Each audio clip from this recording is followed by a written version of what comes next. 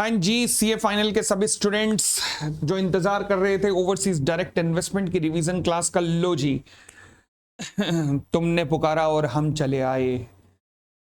आ जाओ जी, overseas direct investment, ये दुखती रग है सभी के सभी स्टूडेंट्स की। सीए फाइनल एसपीओएम का जो एग्जाम दे रहे हैं, दुखती रग है।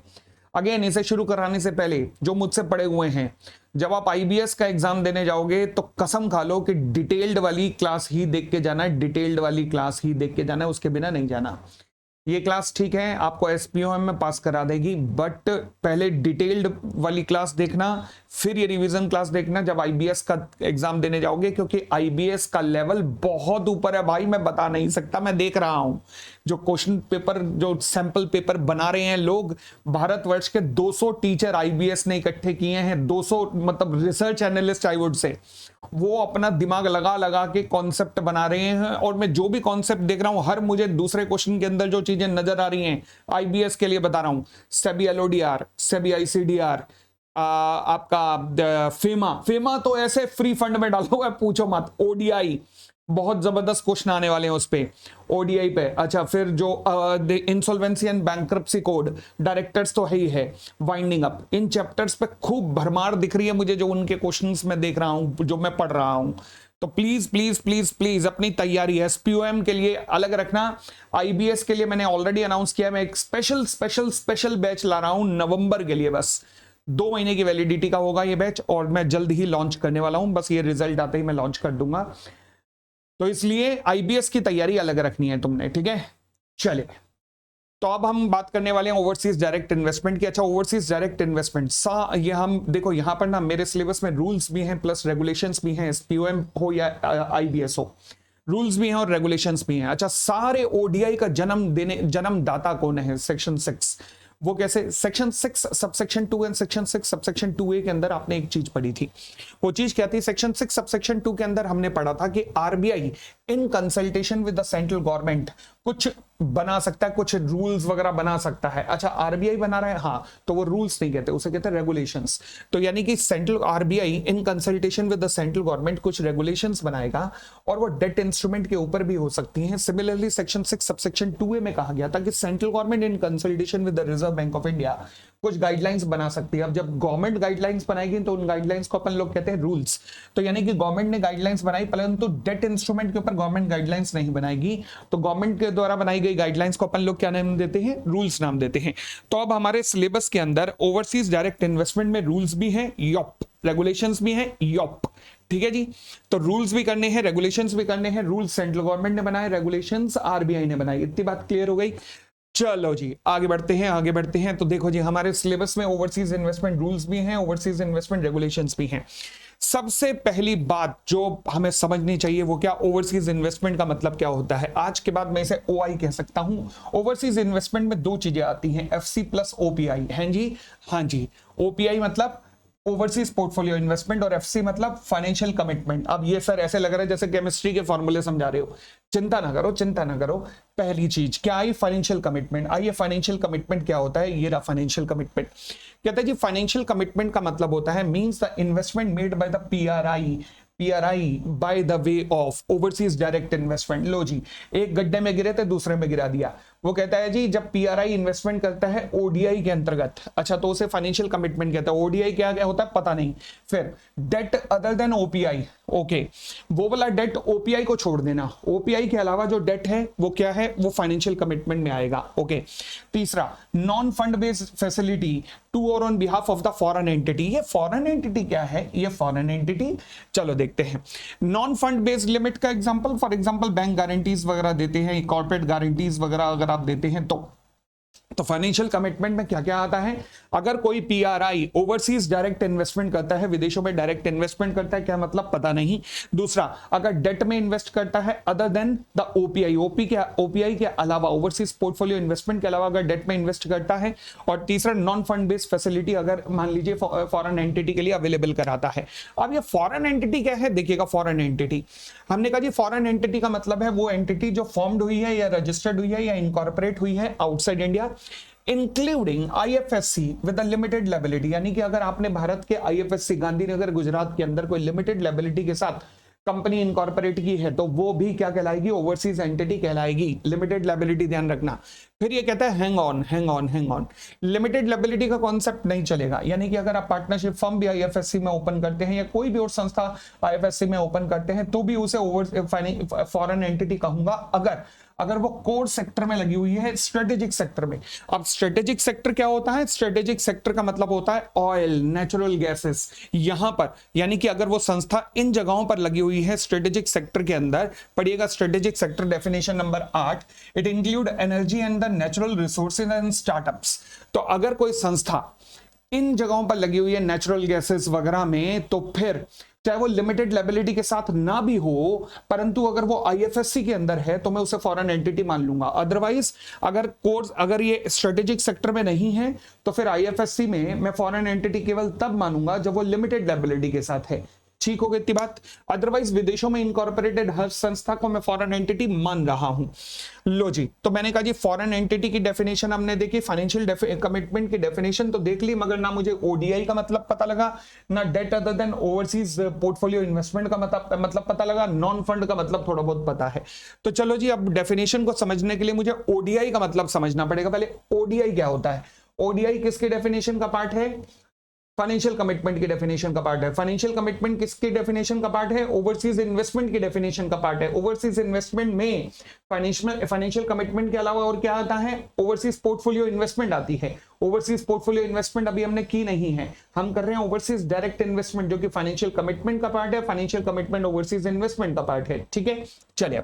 तो ओवरसीज डायरेक्ट इन्वेस्टमेंट क्या होती है? ओवरसीज डायरेक्ट इन्वेस्टमेंट में आता है investment by the way of acquisition of unlisted equity capital of the foreign entity. जब आप किसी फॉरेन एंटिटी के जो कि अनलिस्टेड है उसकी इक्विटी कैपिटल एक्वायर करते हैं तो ये ओडीआई है। दूसरा, जब आप memorandum of association of foreign entity को सब्सक्राइब करते हैं तो ये भी ओडीआई है। तीसरा, जब आप इन्वेस्टमेंट करते हैं 10% और more of the paid up capital of the listed foreign entity तो ये भी ओडीआई है। जब आप इन्वेस्टमेंट करते हैं with the control where the investment is less than 10% of the paid up capital of the listed foreign entity तो ये भी ओडीआई है। अब आंखें बंद करके एक बार ओडीआई को रिकॉल कीजिए, ओडीआई में क्या क्या आता है। जब आप अनलिस्टेड फॉरेन एंटिटी के इक्विटी शेयर्स एक्वायर करते हैं तो ये ओडीआई है।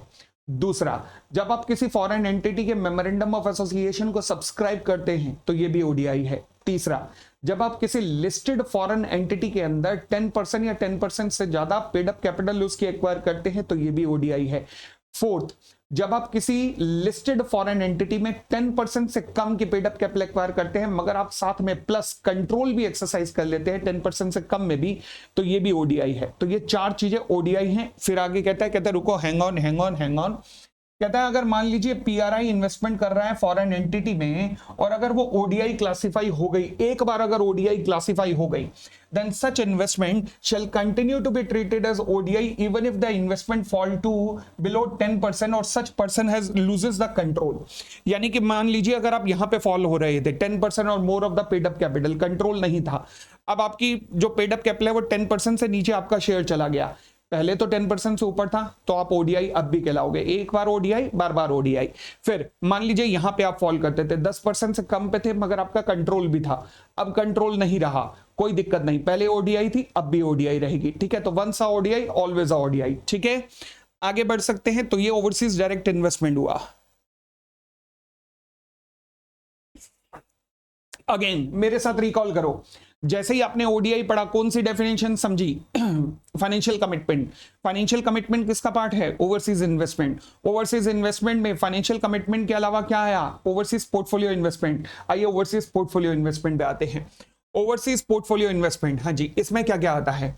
इसका मतलब है other than ODI in the foreign securities, यानी कि ओडीआई को छोड़कर बाकी जो भी बचा वो ओपीआई है। जो ओडीआई के डेफिनेशन में नहीं आ रहा वो ओपीआई है। अच्छा, कोई एग्जांपल दीजिए। एग्जांपल देता हूं, 10% से कम है, लिस्टेड फॉरेन एंटिटी है, कंट्रोल नहीं है, ये ओपीआई हो गया। क्लियर हो गया ना? तो जो ओडीआई नहीं है वो ओपीआई है। आगे फिर कहता है इसमें एक्सक्लूड किया जाएगा। अच्छा, किसको? अनलिस्टेड डेट इंस्ट्रूमेंट को या फिर security issued by the PRI जो कि आईएफएससी में नहीं है। धीरे धीरे करके समझिए। पहला, इसमें एक्सक्लूड किया जाएगा, यानी कि ओपीआई नहीं है क्या? कोई अनलिस्टेड डेट इंस्ट्रूमेंट। यानी कि क्या मैं कह सकता हूं कि अगर लिस्टेड डेट इंस्ट्रूमेंट है, लिस्टेड डेट इंस्ट्रूमेंट हैं तो वो ओपीआई हैं, हाँ, मगर अनलिस्टेड डेट इंस्ट्रूमेंट जो है वो ओपीआई नहीं है। तो अनलिस्टेड डेट इंस्ट्रूमेंट में इन्वेस्टमेंट अगर आप करते हो तो वो क्या है, वो ओडीआई है। वो कैसे पता लगा, जरा ओडीआई की जरा आइएगा, सॉरी वो फाइनेंशियल कमिटमेंट है, फाइनेंशियल कमिटमेंट की डेफिनेशन भी आइएगा। फाइनेंशियल कमिटमेंट की डेफिनेशन कहती है कि debt other than the overseas portfolio investment, debt other than the overseas portfolio investment, यानी कि ओवरसीज पोर्टफोलियो इन्वेस्टमेंट वाले जो डेट है उन्हें छोड़ दो। और ओवरसीज पोर्टफोलियो इन्वेस्टमेंट में कौन से डेट आते हैं, अनलिस्टेड डेट। तो अनलिस्टेड डेट जो है वो उसमें नहीं आते हैं, सॉरी, अनलिस्टेड डेट ओपीआई का पार्ट नहीं है। अगर अनलिस्टेड डेट ओपीआई का पार्ट नहीं है तो वो किसका पार्ट है, वो फाइनेंशियल कमिटमेंट का पार्ट है। और लिस्टेड डेट इसका मतलब किसका पार्ट है, अगर मैं लिस्टेड डेट की बात करूं तो ओपीआई का पार्ट है। तो दोबारा बोलते हैं, अगर डेट लिस्टेड है तो ओपीआई, डेट अनलिस्टेड है तो अदर देन ओपीआई, सारे डेट किस में आ गए, ये फाइनेंशियल कमिटमेंट में आ गए। ठीक हो गई इतनी बात भी, बढ़ सकते हैं आगे। चले जी, तो ये हमने कहा ओपीआई में क्या क्या आता है। तो मैंने कहा जी पहली बात ओडीआई को छोड़ दो, बाकी सारी चीजें ओपीआई में आएंगी। फिर अनलिस्टेड डेट इंस्ट्रूमेंट इसका पार्ट नहीं होंगे ओपीआई का। तीसरी बात कहता है जी अगर कोई सिक्योरिटी इशू करता है, पीआरआई, पीआरआई सिक्योरिटी इशू कर रहा है, अच्छा PRI not in IFSC, IFSC के अलावा पीआरआई अगर कहीं भी सिक्योरिटी इशू करेगा और आप उन सिक्योरिटी में इन्वेस्ट कर रहे हैं तो ये ओपीआई नहीं है। दोबारा बोल दूं, ये ओपीआई नहीं है क्योंकि सिक्योरिटी किसने इशू की है, पीआरआई ने इशू की है, आईएफएससी के अलावा। अच्छा, तो इसका मतलब क्या मैं कह सकता हूं कि अगर पीआरआई आईएफएससी में सिक्योरिटी इशू करता है और आप उसमें इन्वेस्ट करते हैं तो वो ओपीआई का पार्ट है, हाँ वो ओपीआई का पार्ट होगा, वो ओपीआई का पार्ट होगा।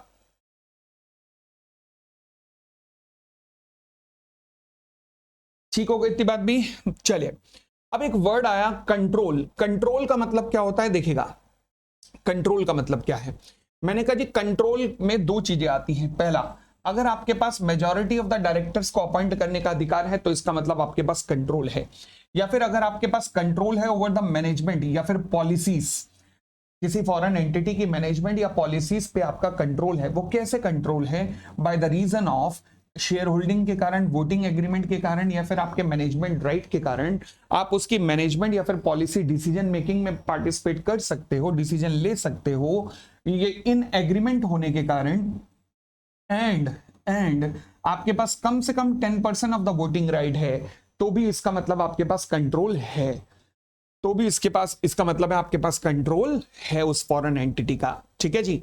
फिर हम पढ़ते हैं इंडियन एंटिटी क्या होता है। इंडियन एंटिटी का मतलब है company, body corporate, LLP, partnership firm. Okay, आगे स्ट्रेटेजिक सेक्टर पढ़ लिया।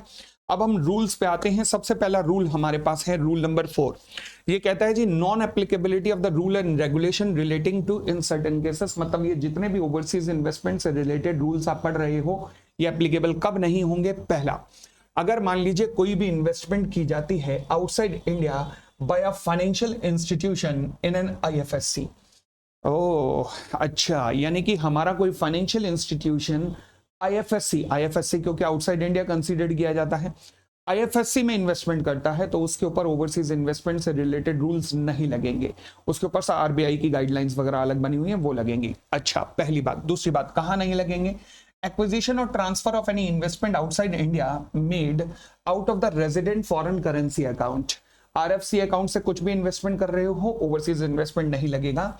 या फिर foreign currency held outside India by a person resident but not permanently resident. याद होगा ये व्यक्ति फेमा के अंदर पड़ा था, resident but not permanently resident, जो कि डेपुटेशन पे इंडिया आया है 3 साल तक या फिर स्पेशल प्रोजेक्ट वगैरह के लिए आया है। ठीक है, अगर कोई वो मान लीजिए अपनी जो फॉरेन करेंसी आउटसाइड इंडिया वो हेल्ड करता है उसमें से इन्वेस्टमेंट कर रहा है, हमें कोई दिक्कत नहीं है। या फिर याद करो आपने सेक्शन 6 सबसेक्शन 4 के अंदर पढ़ा होगा कि अगर पर्सन रेजिडेंट इन इंडिया को इनहेरिटेंस वगैरह के थ्रू कुछ मिलता है तो फिर उसमें से अगर वो इन्वेस्टमेंट करता है आउटसाइड इंडिया तो उन पे भी ओवरसीज इन्वेस्टमेंट नहीं, रूल्स नहीं लगेंगे। तो ये रूल कब कब नहीं लगेंगे, पहला आरएफसी अकाउंट, दूसरा person resident but not permanently resident पे, और तीसरा सेक्शन 6 सबसेक्शन 4 में कवर होने वाले पीआरआई के ऊपर ये रूल नहीं लगेंगे। उसके बाद फिर आगे आते हैं, कहता है जी debt instrument and non debt instrument. कुछ इंस्ट्रूमेंट डेट में है, कुछ नॉन डेट है। अच्छा, डेट अगर लिस्टेड है तो ओपीआई, अनलिस्टेड है तो फाइनेंशियल कमिटमेंट, इतना याद है। आइए वापस, डेट इंस्ट्रूमेंट में क्या क्या आता है, गवर्नमेंट बॉन्ड्स आते हैं, क्या क्या आता है, गवर्नमेंट द्वारा इशू किए गए बॉन्ड्स, बॉन्ड्स मतलब डिबेंचर्स वो आते हैं, फिर कॉर्पोरेट्स के द्वारा इशू किए गए बॉन्ड्स वो आते हैं, फिर सिक्योरिटाइजेशन स्ट्रक्चर की अदर देन इक्विटी ट्रेंचे वो आती है, ट्रेंचे मतलब अमाउंट ट्रांजैक्शन। अच्छा क्या मतलब, फॉर एग्जांपल मान लीजिए एक बैंक है, इस बैंक का एनपीए हो गया, कोई अकाउंट जो है एनपीए हो गया, अब एनपीए अकाउंट होता है तो बैंक या तो खुद रिकवरी करता है या फिर इस एनपीए को बेच देता है। मतलब फॉर एग्जांपल कुछ ऐसा ही है कि मान लीजिए आपकी लैंड पड़ी हुई है, उस लैंड पे कब्जा हो गया, अब या तो जिसने कब्जा किया वो गुंडा है, आप उस गुंडे से खुद भिड़ जाओ, आपके अंदर ताकत है, और नहीं ताकत तो फिर उस गुंडे से भी मजबूत किसी व्यक्ति को बेच दो उसे। तो ऐसे ही बैंक करते हैं, अगर या तो उनके अंदर खुद गट्स है तो खुद रिकवर कर लो, नहीं है तो फिर उस जिसने कब्जा किया जो एनपीए है उससे भी मजबूत किसी व्यक्ति को बेच दो। ऐसे मजबूत व्यक्ति होते हैं एसेट रिकंस्ट्रक्शन कंपनियां, जिनका काम ही ऐसे एनपीए की रिकवरियां करना होता है, ठीक है ना। तो अब होता क्या है, तो बैंकों का एनपीए हुआ, एसेट रिकंस्ट्रक्शन कंपनी ने अप्रोच किया कि एनपीए हमें बेच दो। अच्छा लैंड पे कब्जा हो गया, 10 करोड़ की लैंड थी तो उसकी कीमत वैसे ही आधी भी नहीं रह जाएगी, तो 3-4 करोड़ रुपए में आप उसे सस्ते में बेच दोगे कि कहां जहां सारा जा रहा है वहां कुछ तो आए, ठीक है। तो एसेट रिकंस्ट्रक्शन कंपनी ने इस एनपीए को टेक ओवर कर लिया। एसेट रिकंस्ट्रक्शन कंपनी को एनपीए को देने के लिए पैसे कहां से, बैंक को देने के लिए पैसे कहां से आए, एसेट रिकंस्ट्रक्शन कंपनी पहुंची इन्वेस्टर्स के पास। ये बड़े बड़े इन्वेस्टर्स होते हैं जो कहते हैं रिस्क लेने को तैयार हैं, एसेट रिकंस्ट्रक्शन कंपनी को पैसा देते हैं, बदले में एसेट रिकंस्ट्रक्शन कंपनी जो है इनसे पैसा लेकर बदले में बैंक को देती है, ठीक है। तो जब ये पैसा देते हैं डेट यानी कि डिबेंचर्स की फॉर्म में पैसा दिया, एक एसेट रिकंस्ट्रक्शन कंपनी ने इन्हें एक्सेप्टेंस दी, डिबेंचर सर्टिफिकेट वगैरह इशू हो गए कि लो जी ये डिबेंचर सर्टिफिकेट आपके हैं, तो ये जो है ये भी क्या कहलाता है, डेट कहलाता है। This is called tranche of securitisation structure, this transaction is called securitisation structure, ठीक है। फिर उसके बाद borrowing by the firms through the loan, उसके बाद depository receipt through underlying security or debt security. For example depository receipt क्या होती हैं, आपने नाम सुना होगा आईडीआर, एडीआर, जीडीआर, ये क्या होता है मान लीजिए कि स्टैंडर्ड चार्टर्ड ने इंडिया के अंदर कोई शेयर्स इशू किए, अब इंडिया के अंदर शेयर्स इशू किए गए होंगे तो इंडियन इन्वेस्टर्स वहां पे इन्वेस्ट करेंगे। अब इंडियन इन्वेस्टर जब इन्वेस्ट करेंगे तो क्या शेयर्स में इन्वेस्ट करेंगे स्टैंडर्ड चार्टर्ड के, नहीं, स्टैंडर्ड चार्टर्ड ने आईडीआर इशू किए हैं तो इंडियन इन्वेस्टर्स किसी अंडरराइटर को, जिसे हम कहते हैं डोमेस्टिक डिपॉजिटरी, सारा पैसा उसे जमा कराएंगे इंडियन इन्वेस्टर्स, डोमेस्टिक डिपॉजिटरी जो कि इंडिया में होगा, बदले में वो इन्हें रसीद इशू करेगा, जिस रसीद को हम आईडीआर कहते हैं। क्या कहते हैं, आईडीआर। तो इस तरीके से इंडियन इन्वेस्टर्स स्टैंडर्ड चार्टर्ड के शेयर्स खरीद सकता है। सिमिलरली स्टैंडर्ड चार्टर्ड अगर डिबेंचर्स इशू करता है तो भी यही तरीका होगा कि इंडियन इन्वेस्टर्स पैसा देंगे इंडियन डिपॉजिटरी को और इंडियन डिपॉजिटरी जो है उनको बदले में डिपॉजिटरी रिसिप्ट दे देगा। तो सिमिलरली डिबेंचर इशू करने के बदले में जो डिपॉजिटरी रिसिप्ट इशू होती है डिबेंचर्स के बदले में जो इन्वेस्टर्स को दी जाती है डिपॉजिटरी रिसिप्ट, तो उसे क्या कहते हैं, वो भी डेट का इंस्ट्रूमेंट का पार्ट होती है। फिर हम आते हैं नॉन डेट इंस्ट्रूमेंट पे। इसमें क्या आता है, जितनी भी equity investment in the form of equity आप कर रहे हैं या फिर कैपिटल एलएलपी में लगा रहे हैं या फिर सारी इन्वेस्टमेंट जो कि एफडीआई पॉलिसी के अनुसार हो रही हैं या फिर investment in the alternate investment fund या फिर रियल एस्टेट इन्वेस्टमेंट ट्रस्ट या फिर इंफ्रास्ट्रक्चर इन्वेस्टमेंट ट्रस्ट में कोई भी ये आप इन्वेस्टमेंट कर रहे हैं, वो सब के सब अदर देन डेट मानी जाएंगी। या फिर investment in the mutual fund या फिर एक्सचेंज ट्रेडेबल फंड जो कि more than 50% in equity invest करते हैं, मोर देन 50% इक्विटी में ध्यान रखना।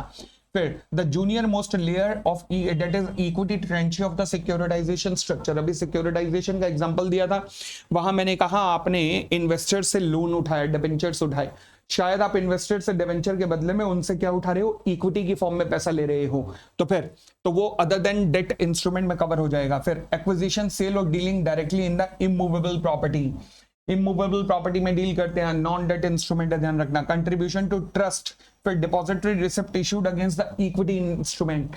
स्टैंडर्ड चार्टर्ड ने शेयर्स इशू किए हैं, डिबेंचर्स ने शेयर्स इशू किए हैं, तो आईडीआर, ठीक है ना। तो डिपॉजिटरी रिसिप्ट जो है वो नॉन डेट इंस्ट्रूमेंट का पार्ट है। तो हमने देखा डेट इंस्ट्रूमेंट में क्या आता है, नॉन डेट इंस्ट्रूमेंट में क्या आता है, पेपर में एमसीक्यू में आ सकता है।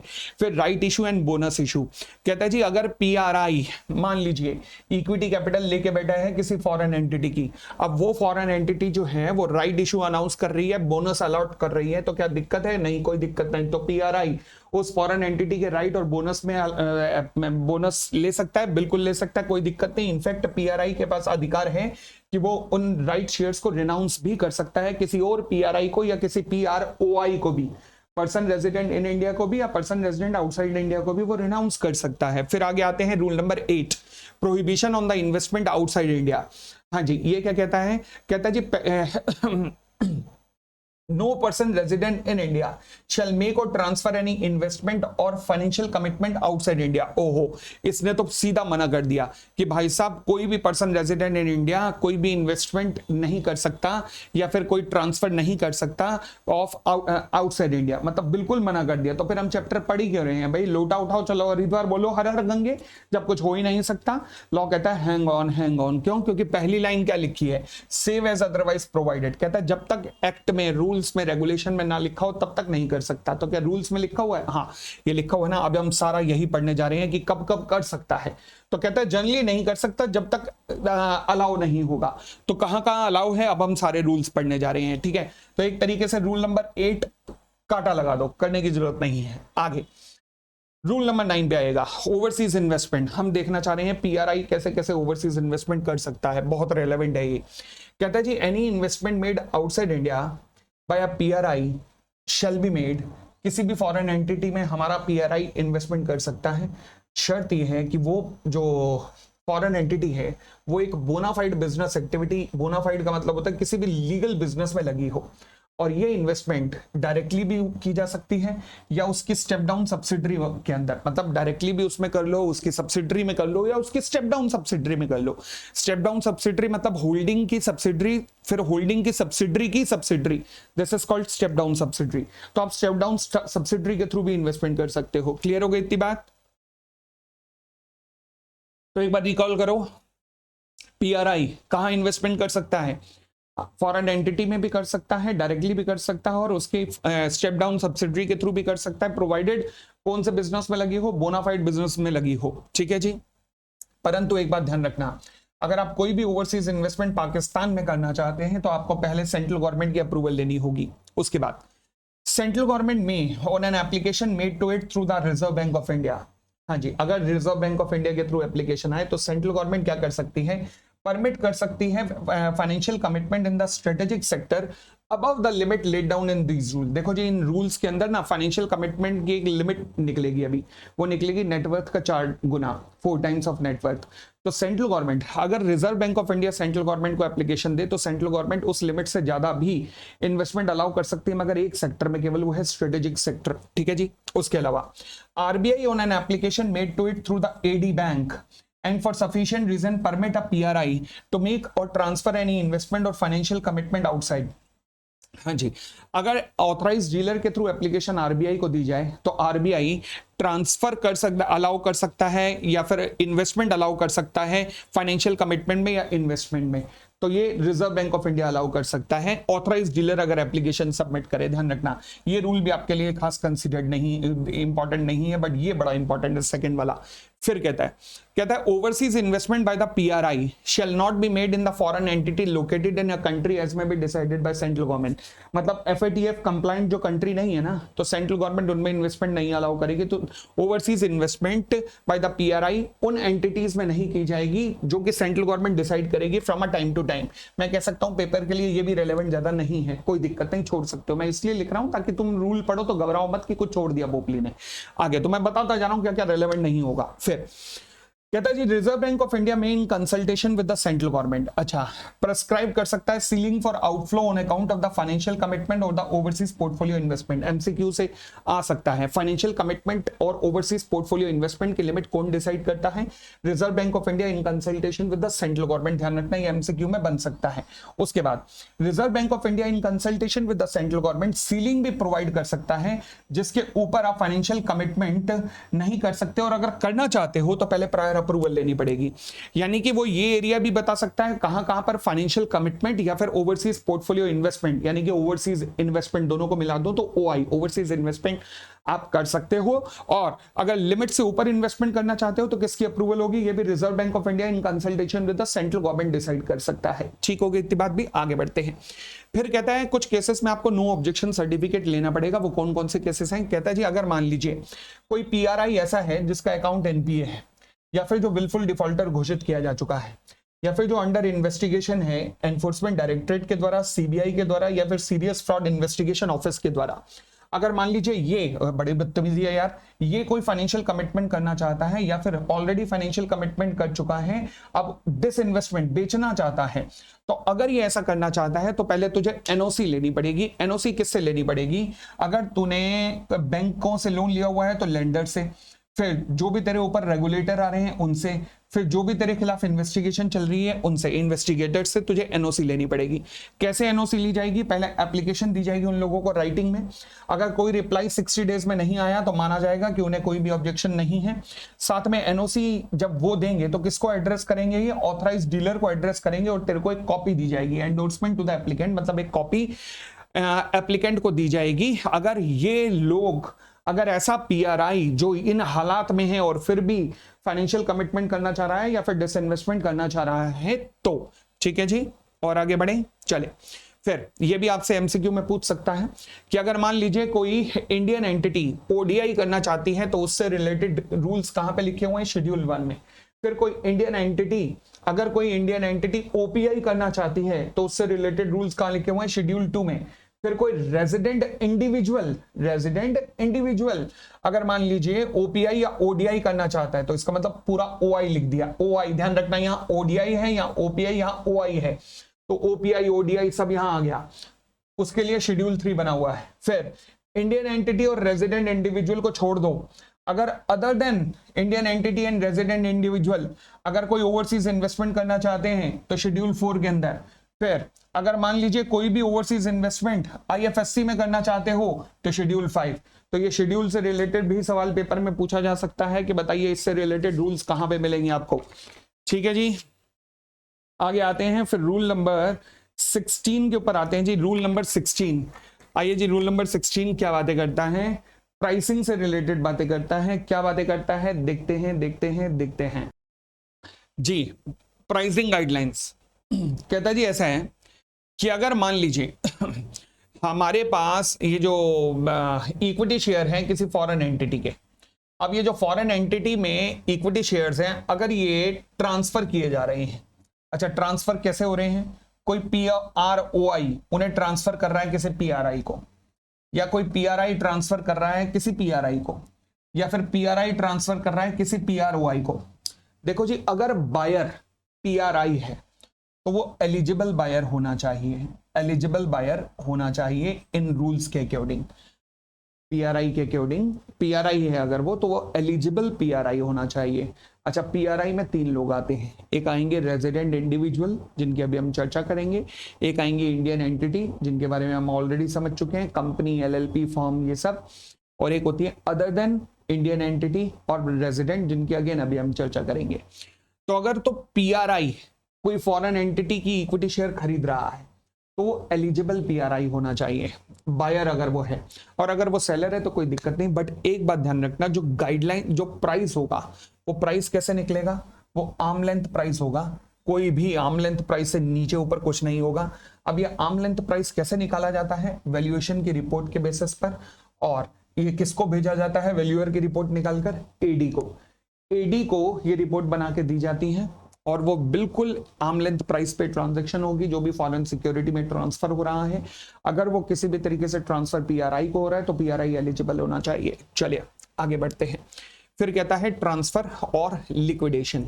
अच्छा, कहता है जी मान लीजिए अगर कोई पीआरआई है जो कि इक्विटी कैपिटल लेके बैठा है किसी फॉरेन एंटिटी की, ओके, अब ये इसे ट्रांसफर करना चाहता है। अच्छा, किसको ट्रांसफर कर सकता है? किसी पीआरआई को जो कि एलिजिबल होना चाहिए, किसी भी पीआरओआई को भी।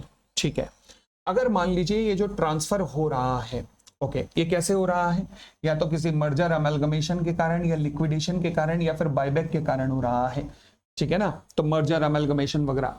तो आपको कंपिटेंट अथॉरिटी की भी अप्रूवल चाहिए। कंपिटेंट अथॉरिटी एक तो इंडिया में होगी और एक शायद फॉरेन कंट्री में होगी, तो फिर दोनों की अप्रूवल चाहिए। जो भी रिस्पेक्टिव मतलब कंट्री का कानून आप कंप्लाई कर रहे हो, चाहे इंडिया का चाहे होस्ट कंट्री का, तो जो भी सेक्शन आपके ऊपर एप्लीकेबल हो रहा है तो वहां पर आपको अप्रूवल चाहिए ही चाहिए। ठीक है जी। और आगे बढ़ते हैं। फिर कहता है मान लीजिए हमारे पीआरआई ने विदेशों में ओडीआई कर रखी थी किसी फॉरेन एंटिटी में, यानी कि अब पीआरआई ने ओडीआई कर रखी थी परंतु आज वो डिसइन्वेस्टमेंट करने जा रहा है, मतलब अपनी फॉरेन सिक्योरिटी बेचने जा रहा है। ठीक है, अब ये जो डिसइन्वेस्टमेंट है ये फुल डिसइन्वेस्टमेंट है। ओके, पूरी डिसइन्वेस्टमेंट करने जा रहा है, लिक्विडेशन नहीं हो रहा, other than bye the way of liquidation. Liquidation नहीं हो रहा, ट्रांसफर करने जा रहा है। ओके, तो अगर तो ये फुल डिसइन्वेस्टमेंट करने जा रहा है तो एक बात का ध्यान रखना, अब कोई रिश्ता नहीं रहना चाहिए। यानी कि ऐसा ना हो कि पीआरआई ने फॉरेन एंटिटी में फुल डिसइन्वेस्टमेंट की, उसके बावजूद भी उसे फॉरेन एंटिटी से कुछ अभी डेट का पैसा आना है, कुछ इक्विटी का पैसा आना है, ऐसा नहीं होना चाहिए। फुल डिसइन्वेस्टमेंट अगर हुई है तो फिर कोई भी आउटस्टैंडिंग नहीं होना चाहिए from the foreign entity as an investor in the equity capital या फिर डेट। सिंपल वर्ड्स में, no relation in the form of debt और इक्विटी टू बी रिटेन्ड, यानी कि कोई भी पैसा फॉरेन एंटिटी ने आपको देना ना हो, सारे संबंध खत्म कर लेना, फुल डिसइन्वेस्टमेंट हो रही है तो। ठीक है जी। दूसरी बात, अगर मान लीजिए transferor in case of disinvestment तभी कर सकते हो डिसइन्वेस्टमेंट जब कम से कम 1 साल तक आपने वो ओडीआई अपने पास रखी हो। यानी कि डिसइन्वेस्टमेंट करने के लिए कम से कम 1 साल तक आपको ओडीआई अपने पास रखनी पड़ेगी। ठीक हो गई थी बात। मगर ये जो कंडीशन है ना फुल डिसइन्वेस्टमेंट वगैरह से रिलेटेड, ये एप्लीकेबल नहीं होगी अगर आप कर रहे हैं ये जो सिक्योरिटी ट्रांसफर कर रहे हैं। क्यों कर रहे हैं? मर्जर, डीमर्जर, अमालगमेशन वगैरह के थ्रू कर रहे हैं, क्योंकि आपकी 2 या 2 से फॉरेन एंटिटीज जो हैं, जो fully owned by Indian entities थी, वो आपस में मर्ज हो रही हैं। इन्फोसिस के पास 4 कंपनियां थी यूएस में, चारों मर्ज हो गई हैं, कोई दिक्कत नहीं है, ये ट्रांसफर माना जाएगा, मगर यहां पर ये कानून का पालन करने की जरूरत नहीं है। फिर और अगर आप मान लीजिए किसी भी और तरीके से there is no change in the aggregate equity holding of the Indian entity in the merged और डीमर्ज्ड एंटिटी, यानी कि कुछ भी ऐसा रीस्ट्रक्चरिंग हो रही है जिससे कि इंडियन एंटिटी की जो ओवरऑल इक्विटी है या फिर ओवरऑल शेयर है पेड अप कैपिटल में, वो कहीं भी चेंज नहीं हो रहा, वो डायलेशन नहीं हो रहा, तो ये कानून का पालन करने की जरूरत आपको नहीं है। ठीक है जी। और आगे बढ़ते हैं। फिर आता है रीस्ट्रक्चरिंग। रीस्ट्रक्चरिंग बोले तो इंटरनल रिकंस्ट्रक्शन। अच्छा, मान लीजिए कोई पीआरआई इन्वेस्टमेंट करके बैठा है ओडीआई की फॉर्म में किसी फॉरेन एंटिटी के अंदर, वो जो फॉरेन एंटिटी है वो लगातार 2 साल से लॉस में चल रही है। अच्छा, तो क्या इंटरनल रिकंस्ट्रक्शन अलाउ है? यस, प्रोवाइडेड जितना भी डॉक्यूमेंटेशन वगैरह होती है उनका भी कंप्लायंस हो जाए और जितनी भी रिपोर्टिंग रिक्वायरमेंट होती है अगर आप उनका पालन कर लेंगे। ठीक है। एक और बात, ये जो अब इंटरनल रिस्ट्रक्चरिंग का मतलब है कि एंटिटी को लॉस हो रहे होंगे, वो लॉस आपने कैपिटल में से एडजस्ट करके कैपिटल को माइनस कर दिया होगा, तो आपका जो diminishing in the total outstanding towards the PRI है वो प्रोपोर्शनेट लॉस से ज्यादा नहीं होना चाहिए।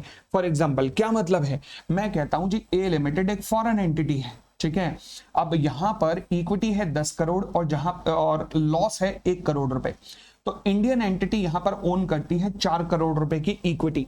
अब लॉस को आपने कैपिटल में एडजस्ट किया, जब आपने रीस्ट्रक्चरिंग की तो इक्विटी बची कितनी? 9 करोड़। लो जी, 1 करोड़ का लॉस 10 करोड़ की इक्विटी में चला गया, यानी कि 10% इक्विटी कम हो गई। तो अब इंडियन एंटिटी का शेयर भी 10% कम होना चाहिए, यानी कि 3 करोड़ 60 लाख रुपए ही होना चाहिए अब रिमेनिंग शेयर। तो वही कह रहा है, कहता है डिमिनिशन जो है वो किसी भी हालत में प्रोपोर्शनेट लॉस से ज्यादा नहीं होनी चाहिए। ध्यान रखना, इंडियन एंटिटी के साथ मजाक नहीं करना बिल्कुल भी। उसके बाद कहता है जी अगर मान लीजिए आपने जो ओरिजिनल इन्वेस्टमेंट की थी ओडीआई में, अगर वो इन्वेस्टमेंट 10 मिलियन डॉलर से ज्यादा की थी, या फिर जो डिमिनिशन इन वैल्यू हुआ है, जो लॉस बढ़ा है वो 20% से भी ज्यादा का लॉस हुआ है, यानी कि आपकी कैपिटल 20% से भी ज्यादा हो रही है कम, तो फिर रुको, हैंग ऑन, पहले सर्टिफाइड करवा के दो कि आर्म लेंथ बेसिस पे हो रहा है, किसके द्वारा? वैल्यूअर के द्वारा। ये सबको बराबर बांटा जा रहा है और आर्म लेंथ बेसिस पे बांटा जा रहा है। वैल्यूअर की हमें रिपोर्ट चाहिए। और ये जो सर्टिफिकेट है ये किसी भी हालत में 6 महीने से ज्यादा पुराना नहीं होना चाहिए before the transaction date. Transaction date के 6 महीने से ज्यादा पुराना सर्टिफिकेट नहीं चलेगा। ठीक है जी, कोई दिक्कत नहीं। और आगे बढ़ते हैं। तो ये हमने किया जी, अगर ट्रांसफर वगैरह हो रहा हो या रीस्ट्रक्चरिंग वगैरह हो तो उसकी गाइडलाइंस हमने की। फिर ये इंपॉर्टेंट रेगुलेशन है बहुत, कहता है जी कोई भी पीआरआई ओडीआई करेगा ही नहीं किसी भी फॉरेन एंटिटी में जो कि इंगेज होगी रियल एस्टेट एक्टिविटी के अंदर।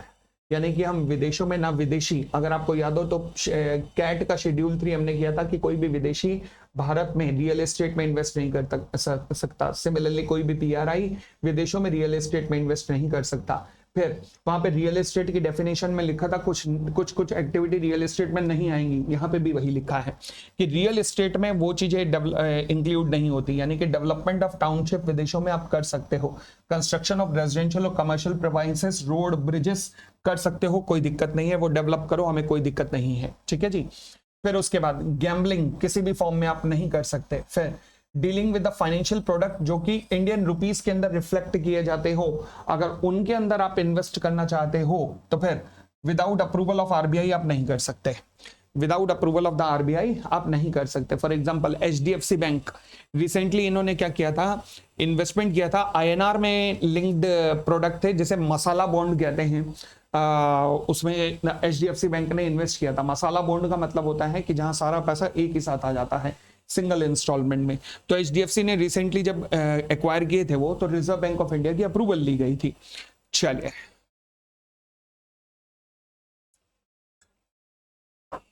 Next point.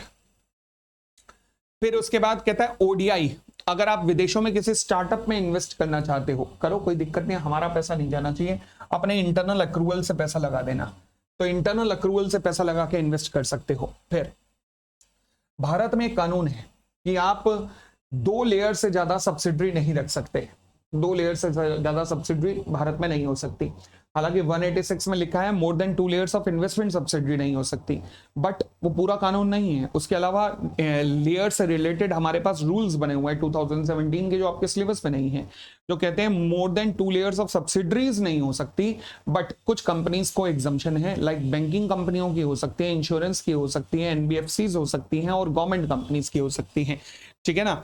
तो फिर यही बात यहाँ लिखी हुई है कि आप कोई भी पीआरआई कोई भी फाइनेंशियल कमिटमेंट नहीं करेगा किसी भी फॉरेन एंटिटी के अंदर जो कि इन्वेस्ट करके बैठी है इंडिया में ऐसे स्ट्रक्चर में जिसकी already more than 2 layers of subsidiary हैं। Already more than 2 layers of subsidiary. अब सवाल उठा सर जब मोर देन 2 लेयर्स हो नहीं सकती तो इसने कैसे कर रखी है? वो इसलिए कि जो 2017 से पहले करके बैठी हैं उनको अलाउ है, जो उसके बाद अगर कोई करना चाहता है तो नहीं करने देंगे। ठीक है। तो कोई भी पीआरआई ऐसी किसी फॉरेन एंटिटी में इन्वेस्ट नहीं कर सकता। ठीक है। फिर नॉट एप्लीकेबल टू, हाँ जी, ये चीज एप्लीकेबल नहीं होगी अगर आप बैंकिंग में है, इंश्योरेंस में है, एनबीएफसी में है या गवर्नमेंट सेक्टर में अगर कोई फॉरेन एंटिटी लगी हुई है तो उसके अंदर ये बात अप्लाई नहीं होगी।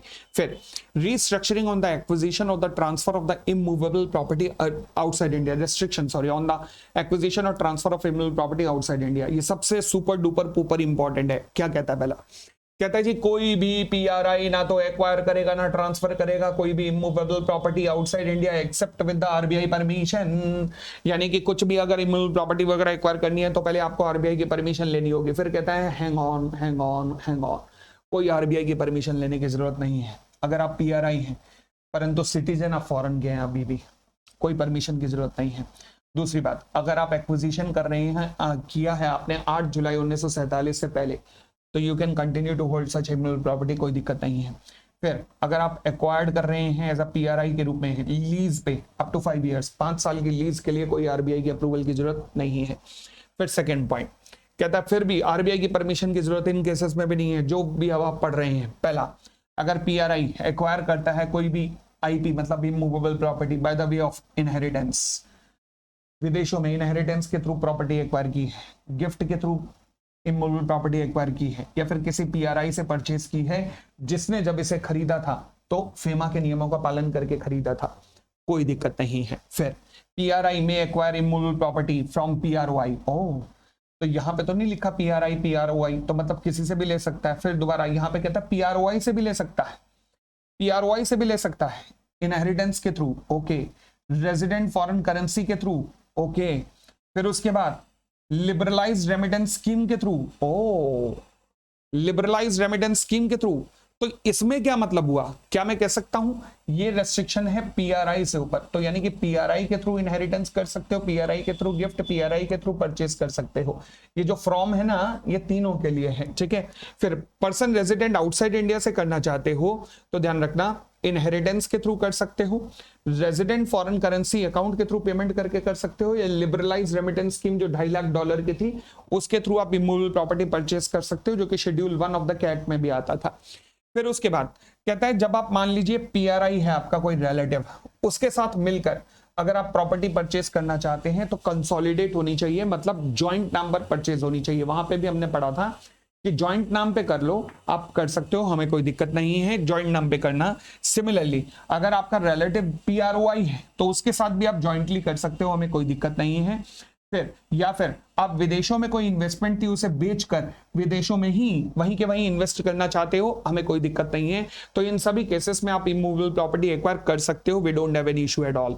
फिर उसके बाद इंडियन एंटिटी अगर मान लीजिए ओवरसीज ऑफिस खरीदना चाहती है इमूवेबल प्रॉपर्टी की फॉर्म में, या तो बिजनेस के लिए या फिर residential purpose of its staff के लिए, तो कोई दिक्कत नहीं है अगर इंडियन एंटिटी एक्वायर करना चाहती है, कोई भी दिक्कत नहीं है, कोई आरबीआई नहीं चाहिए, कोई बीच में नहीं आएगा। नेक्स्ट पीआरआई जो कि एक्वायर्ड करता है इमूवेबल प्रॉपर्टी आउटसाइड इंडिया में, हाँ जी, अगर मान लीजिए आपने immovable property outside India acquire की है तो उसके बाद आप उसे ट्रांसफर कर सकते हैं गिफ्ट के फॉर्म में टू द पीआरआई, यस, जो एलिजिबल होगा, यस, और सेल भी कर सकते हैं किसी पीआरआई को, यस, सेल भी कर सकते हैं किसी पीआरआई को।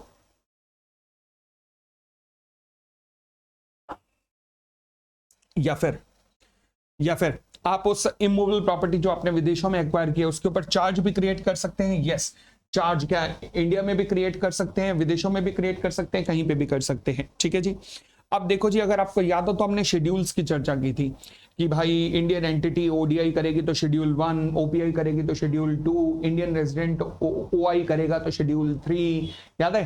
तो अब शेड्यूल्स शुरू हो गए हैं।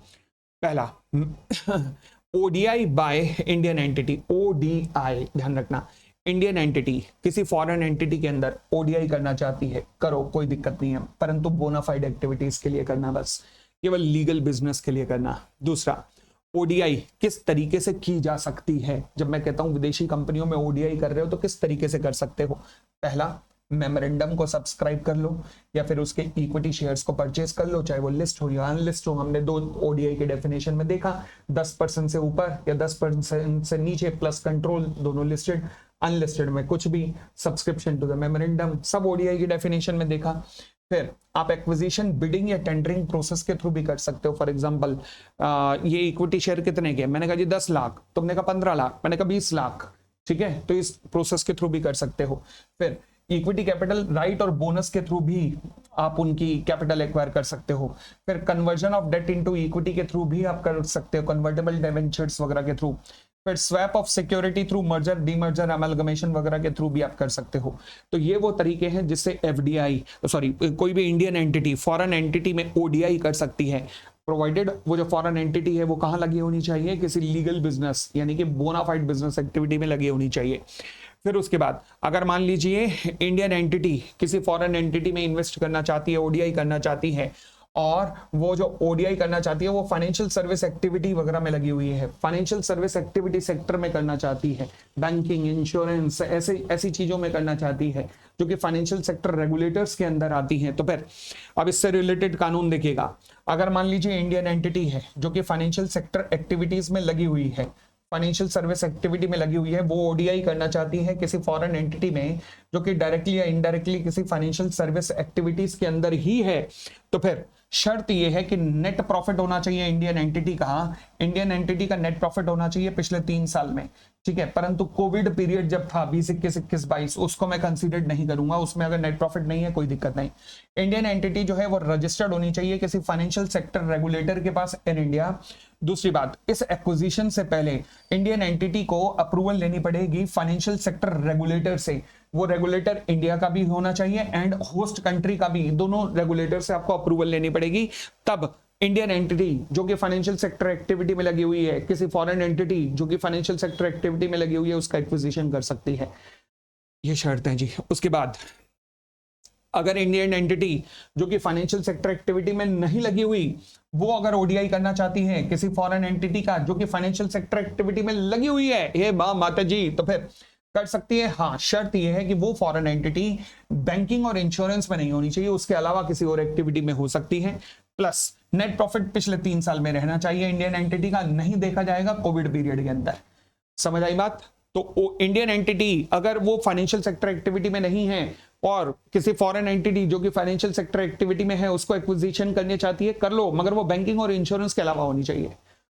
ओके, फिर उसके अलावा अगर इंडियन एंटिटी किसी ओडीआई करना चाहती है किसी फॉरेन एंटिटी में, अच्छा इंडियन एंटिटी इंश्योरेंस में नहीं है, मान लीजिए बैंकिंग में है, इंश्योरेंस में नहीं है, और फॉरेन एंटिटी करना फिर भी एक्वायर करना चाहती है किसी फॉरेन एंटिटी को जो कि जनरल और हेल्थ इंश्योरेंस सेक्टर में है। इन जनरल और हेल्थ इंश्योरेंस सेक्टर में इंडियन एंटिटी इंश्योरेंस में नहीं है, इंश्योरेंस के अलावा किसी सेक्टर में है, तो कहता है अलाउ है, परंतु शर्त यह है कि ये सपोर्ट करेगी the core activity of the Indian entity को, मतलब इंडियन एंटिटी का जो मेन ऑब्जेक्ट है उसको अचीव करने में मदद मिलेगी इससे। ठीक है जी। फिर अब हम आए लिमिट पे। फाइनेंशियल कमिटमेंट की एक लिमिट भी तो होगी। लोग कहते हैं हाँ होगी, कितनी है? वो है, कितनी है limit for financial commitment Indian entity? सभी के सभी फॉरेन एंटिटी में मिलाकर कितनी कर सकती है? 4 गुना ऑफ नेटवर्थ तक कर सकती है, ध्यान रखना। फॉरेन कंट्री कमिटमेंट जब मैं देखूंगा कि फॉरेन कमिटमेंट में क्या क्या, सॉरी फाइनेंशियल कमिटमेंट में क्या क्या आएगा, तो फाइनेंशियल कमिटमेंट में एक्सक्लूड होगा जो आपको बोनस है ना, तो वो एक्सक्लूड होगा, वो फाइनेंशियल कमिटमेंट में नहीं होगा। अगर आपको बोनस आया है तो वो फाइनेंशियल कमिटमेंट नहीं है। दूसरी बात, आपने विदेशों में एडीआर जीडीआर इशू किए, वहां से आपको पैसा आया, फिर उससे आपने ओडीआर की, वो इंक्लूड होगा। आपने विदेशों से ईसीबी रेस किया, एक्सटर्नल कमर्शियल बोरोइंग, उससे आपने विदेशों में ओडीआई कर दी, वो भी इंक्लूड होगा, वो भी फाइनेंशियल कमिटमेंट की डेफिनेशन में आएगा। ठीक है। फिर अगर मान लीजिए फाइनेंशियल कमिटमेंट हमारे देश के महारत्ना, और महाराष्ट्र लिखा है महारत्ना है, रे पोपली, महारत्ना है, नवरत्ना है, मिनी रत्ना है, या इनकी सब्सिडरीज अगर स्ट्रेटेजिक सेक्टर में कोई फाइनेंशियल कमिटमेंट करना चाहती हैं, ये महारत्न, नवरत्न या फिर मिनी रत्न या फिर इनकी सब्सिडरीज किसी स्ट्रेटेजिक सेक्टर में करना चाहते हो, कोई लिमिट नहीं है, ये 4 गुना ऑफ नेटवर्थ वाली लिमिट लगेगी नहीं। लो जी, ये शेड्यूल 1 आपका खत्म हो गया जो सबसे इंपॉर्टेंट था। फिर आता है schedule T2, Indian entity OPI करने जा रही है। क्या करने जा रही है? ओपीआई। ओके, तो क्या कोई इंडियन एंटिटी ओपीआई कर सकती है? कर सकती है। कहां तक? मैक्सिमम 50% ऑफ इट्स नेटवर्थ तक। अच्छा, अब एक बात सुनो, अगर मैं आपसे कहूं कि इंडियन एंटिटी कितना ओवरसीज इन्वेस्टमेंट कर सकती है, तो फाइनेंशियल कमिटमेंट प्लस ओपीआई दोनों जोड़ दो, 400 प्लस 50 कितना हो गया? 450। ठीक है, 450% of net worth, 450% of its net worth तक हो सकता है टोटल मिला के इंडियन एंटिटी के द्वारा। ठीक है। दूसरी बात कहता है लिस्टेड इंडियन कंपनी में make OPI including bye the way of री इन्वेस्टमेंट। हाँ जी, ओपीआई री इन्वेस्टमेंट के द्वारा भी हो सकता है। री इन्वेस्टमेंट मतलब जो आपने ओपीआई किया था उस पर इनकम जनरेट हुई, उस इनकम को दोबारा से आपने इन्वेस्ट कर दिया, तो वो भी ओपीआई मानी जाएगी। फिर अनलिस्टेड इंडियन एंटिटी किस तरीके से ओपीआई कर सकती है? इसके पास करने के तरीके क्या है? Right issue, bonus shares, debt capitalisation, swap, demerger, merger, amalgamation, वो जो ऊपर भी पढ़े थे अभी। तो ये Indian unlisted Indian entity OPI किन किन रूट के थ्रू कर सकती है? ठीक हो गई इतनी बात? चलिए अब हम आते हैं शेड्यूल 3 पर। वो कहता है overseas investment by the resident individual. हमारे देश का एक रेजिडेंट इंडिविजुअल अगर ओडीआई वगैरह में इन्वेस्ट करना चाहता है या ओपीआई में इन्वेस्ट करना चाहता है तो कितने तक कर सकता है? लिबरलाइज रेमिटेंस स्कीम यानी कि $250,000 तक। फिर ओवरसीज इन्वेस्टमेंट अगर वो करना चाहता है तो फिर ओवरसीज इन्वेस्टमेंट मतलब या ओडीआई में कर रहा है, ओपीआई में कर रहा है, या ओडीआई ओपीआई में कर रहा है, तो ओडीआई में करना चाहता है कर सकता है, किसी फॉरेन एंटिटी में कर सकता है, प्रोवाइडेड वो फाइनेंशियल सर्विस एक्टिविटी में नहीं होनी चाहिए। अगर किसी फॉरेन एंटिटी में करना चाहता है वो फाइनेंशियल सर्विस एक्टिविटी में ना हो क्योंकि तू रेजिडेंट इंडिविजुअल है। दूसरा, री इन्वेस्टमेंट के थ्रू ओपीआई में इन्वेस्टमेंट कर सकते हो। री इन्वेस्टमेंट इनकम पे इनकम ओपीआई ट्रीट की जाएगी, कोई दिक्कत नहीं है। नेक्स्ट, चाहे ओडीआई हो या ओपीआई हो, bye the way of merger हो सकता है, कन्वर्जन ऑफ डेट हो सकता है, गिफ्ट हो सकता है, इनहेरिटेंस हो सकता है, स्वेट इक्विटी हो सकता है। मिनिमम क्वालिफिकेशन शेयर क्या होते हैं, कई बार ना जैसे भारत में भी कानून था, अब नहीं है, कि अगर आप डायरेक्टर बनना चाहते हो तो डायरेक्टर बनने से आप पहले आपको कुछ शेयर्स लेने पड़ेंगे कंपनी के, इसे कहते हैं मिनिमम क्वालिफिकेशन शेयर। तो अगर वो रिक्वायरमेंट है विदेशों में, वो ले रहे हो, कर सकते हो। शेयर्स ईसॉप्स वगैरह के फॉर्म में वो भी कर सकते हो। फिर कहता है हैंग ऑन, 5, 6, 7 इन तीनों में, यानी कि sweat equity, ESOPs, minimum qualification share. अगर मान लीजिए रेजिडेंट इंडिविजुअल की इन्वेस्टमेंट 10% से कम है किसी भी लिस्टेड या अनलिस्टेड फॉरेन एंटिटी में, विदाउट कंट्रोल है, दोबारा बोलो, 10% से कम है, चाहे फॉरेन एंटिटी लिस्टेड है या अनलिस्टेड है, कंट्रोल भी नहीं है, तो फिर इसे मैं ओपीआई कहता हूं। क्या मैं कहता हूं इसे? ओपीआई, और बाकी ओडीआई है। फिर अगली बात कहता है 4 से 7। 4 से 7 में क्या आया? Sweat equity, minimum qualification, ESOPs, inheritance. 4 से 7 में अगर आप ओडीआई करना चाहते हो किसी फॉरेन एंटिटी में, ओके, चाहे वो फाइनेंशियल सर्विस एक्टिविटी में हो या ना हो। वैसे तो हमने देखा कि ओडीआई आप नहीं कर सकते किसी फॉरेन एंटिटी में जो कि फाइनेंशियल सर्विस एक्टिविटी में लगी हुई है, नहीं कर सकते। बट कहता है inheritance, sweat equity, minimum qualification, ESOPs में अगर आप ओडीआई करना चाहते हो, अगर आप एक सिक्योरिटी वगैरह एक्वायर करना चाहते हो किसी फॉरेन एंटिटी की जो कि फाइनेंशियल सर्विस एक्टिविटी में है या नहीं है या नहीं है, हमें कोई दिक्कत नहीं है। इस लाइन को काट देना, इसकी जरूरत नहीं है तुम्हें।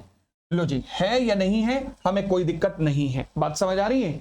तो यानी कि sweat equity, ESOPs, minimum qualification, inheritance के थ्रू आप किसी फॉरेन एंटिटी जो कि फाइनेंशियल सर्विस एक्टिविटी में भी लगी हुई है वहां पे भी कर सकते हो।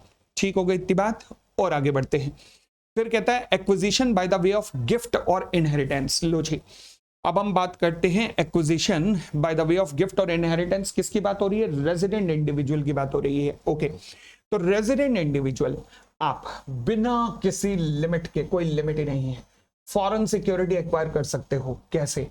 इनहेरिटेंस के थ्रू, चाहे पीआरआई से या पीआरओआई से, दोनों से। इनहेरिटेंस तो बिना किसी रुकावट के कर सकते हो, कोई दिक्कत ही नहीं है। अच्छा सर,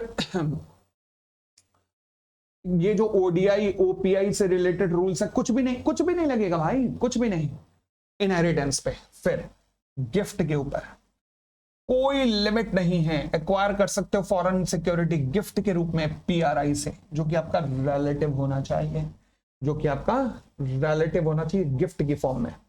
अच्छा, एक्वायर कर सकते हो फॉरेन सिक्योरिटी गिफ्ट की फॉर्म में किसी पीआरओआई से, ओके, परंतु रुक जाना, यहां पे एफसीआरए की लिमिट लगेंगी, क्योंकि गिफ्ट आ रहा है, फॉरेन सिक्योरिटी आ रही है,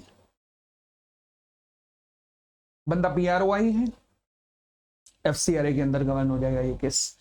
ठीक है, चले उसके बाद अगर आप एक्विजिशन करना चाहते हो शेयर्स के फॉर्म में, किस फॉर्म में? शेयर्स या इंटरेस्ट वगैरह के फॉर्म में, under employ stock option plan वगैरह। अगर एक्विजिशन ऑफ शेयर ईसॉप्स वगैरह के अंदर करना चाहते हो, आप कौन हो? रेजिडेंट इंडिविजुअल, या फिर स्वेट इक्विटी शेयर्स वगैरह के अंदर करना चाहते हो, तो फिर कहता है रेजिडेंट इंडिविजुअल, अगर तो ये एम्प्लॉय है या डायरेक्टर है, ओके, कोई लिमिट नहीं है, जितना मर्जी कर शेयर्स ईसॉप में ले ले, जितने एंटिटी ने दिए हैं तुझे, ये स्वेट इक्विटी ले ले, प्रोवाइडेड वो जैसे तुझे मिले हैं वो सबको ऐसे ही यूनिफॉर्म बेसिस पे मिले हों, सबको यूनिफॉर्म बेसिस पे मिले हों। किसने दिए हों? उस ओवरसीज एंटिटी में जिसमें तो रेजिडेंट, जिसमें तो एम्प्लॉय है या डायरेक्टर है, तो उस ओवरसीज एंटिटी की शायद किसी इंडियन ऑफिस में रेजिडेंट, किसी इंडियन ऑफिस में एम्प्लॉय या डायरेक्टर हो, कोई दिक्कत नहीं, किसी ब्रांच में हो, किसी सब्सिडरी में हो, या तो ऐसे किसी इंडियन एंटिटी में हो जहां पर इस फॉरेन एंटिटी की इन्वेस्टमेंट है, लो जी, तो कोई दिक्कत नहीं है। अगर इन सब ने भी कोई भी सॉप्स दिए हैं, कोई भी स्वेट इक्विटी दिए हैं किसी रेजिडेंट इंडिविजुअल को जो कि एम्प्लॉय है या फिर डायरेक्टर है, तो फिर वो स्वेट इक्विटी के थ्रू या ईसॉप्स के through without any limit investment कर सकता है किसी फॉरेन एंटिटी की सिक्योरिटीज में। ओके, फिर और आगे बढ़ते हैं। तो ये आता है अब हमारा शेड्यूल 4।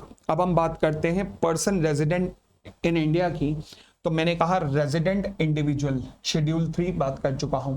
इंडियन एंटिटी शेड्यूल 1-2 बात कर चुका हूं, अब मैं अदर्स में बात कर रहा हूं। अदर्स में कौन आते हैं? दो लोग कंसीडर किए गए हैं, एक है ट्रस्ट और एक है सोसाइटी। अगर ये ओडीआई करना चाहते हैं कहां पर? किसी फॉरेन एंटिटी में, तो फिर with the prior approval of reserve bank may make ODI in the foreign entity with the prior approval of Reserve Bank plus कुछ और कंडीशंस हैं।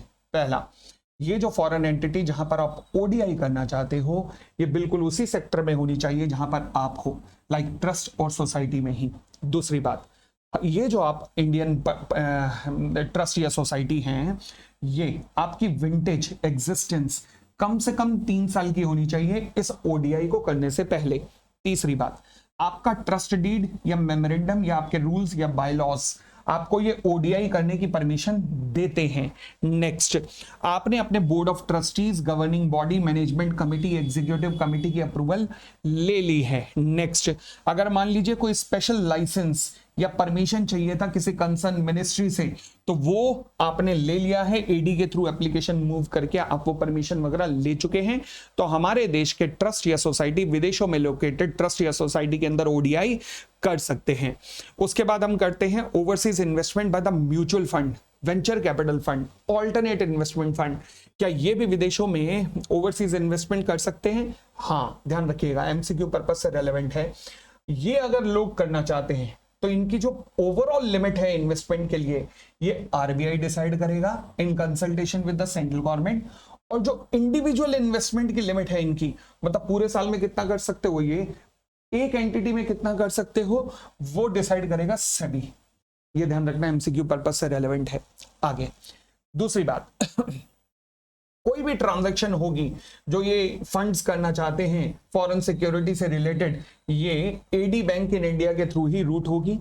अगली बात, कोई भी इन्वेस्टमेंट अगर आप करना चाहते हो, mutual fund, venture fund, alternate investment fund, तो उसे मैं ओपीआई मानूंगा। क्या मानूंगा? ओपीआई। तो ये सारे पॉइंट बहुत ही रेलेवेंट हैं, ये सारे पॉइंट जितने आपने पढ़े ये रेलेवेंट है एमसीक्यू पर्पज से। फिर आता है opening of demat account by clearing corporation of the stock exchange and the clearing members. अब सबसे पहले समझना कि क्लियरिंग कॉर्पोरेशंस क्या होते हैं। हाँ जी, क्लियरिंग कॉर्पोरेशन क्या होते हैं?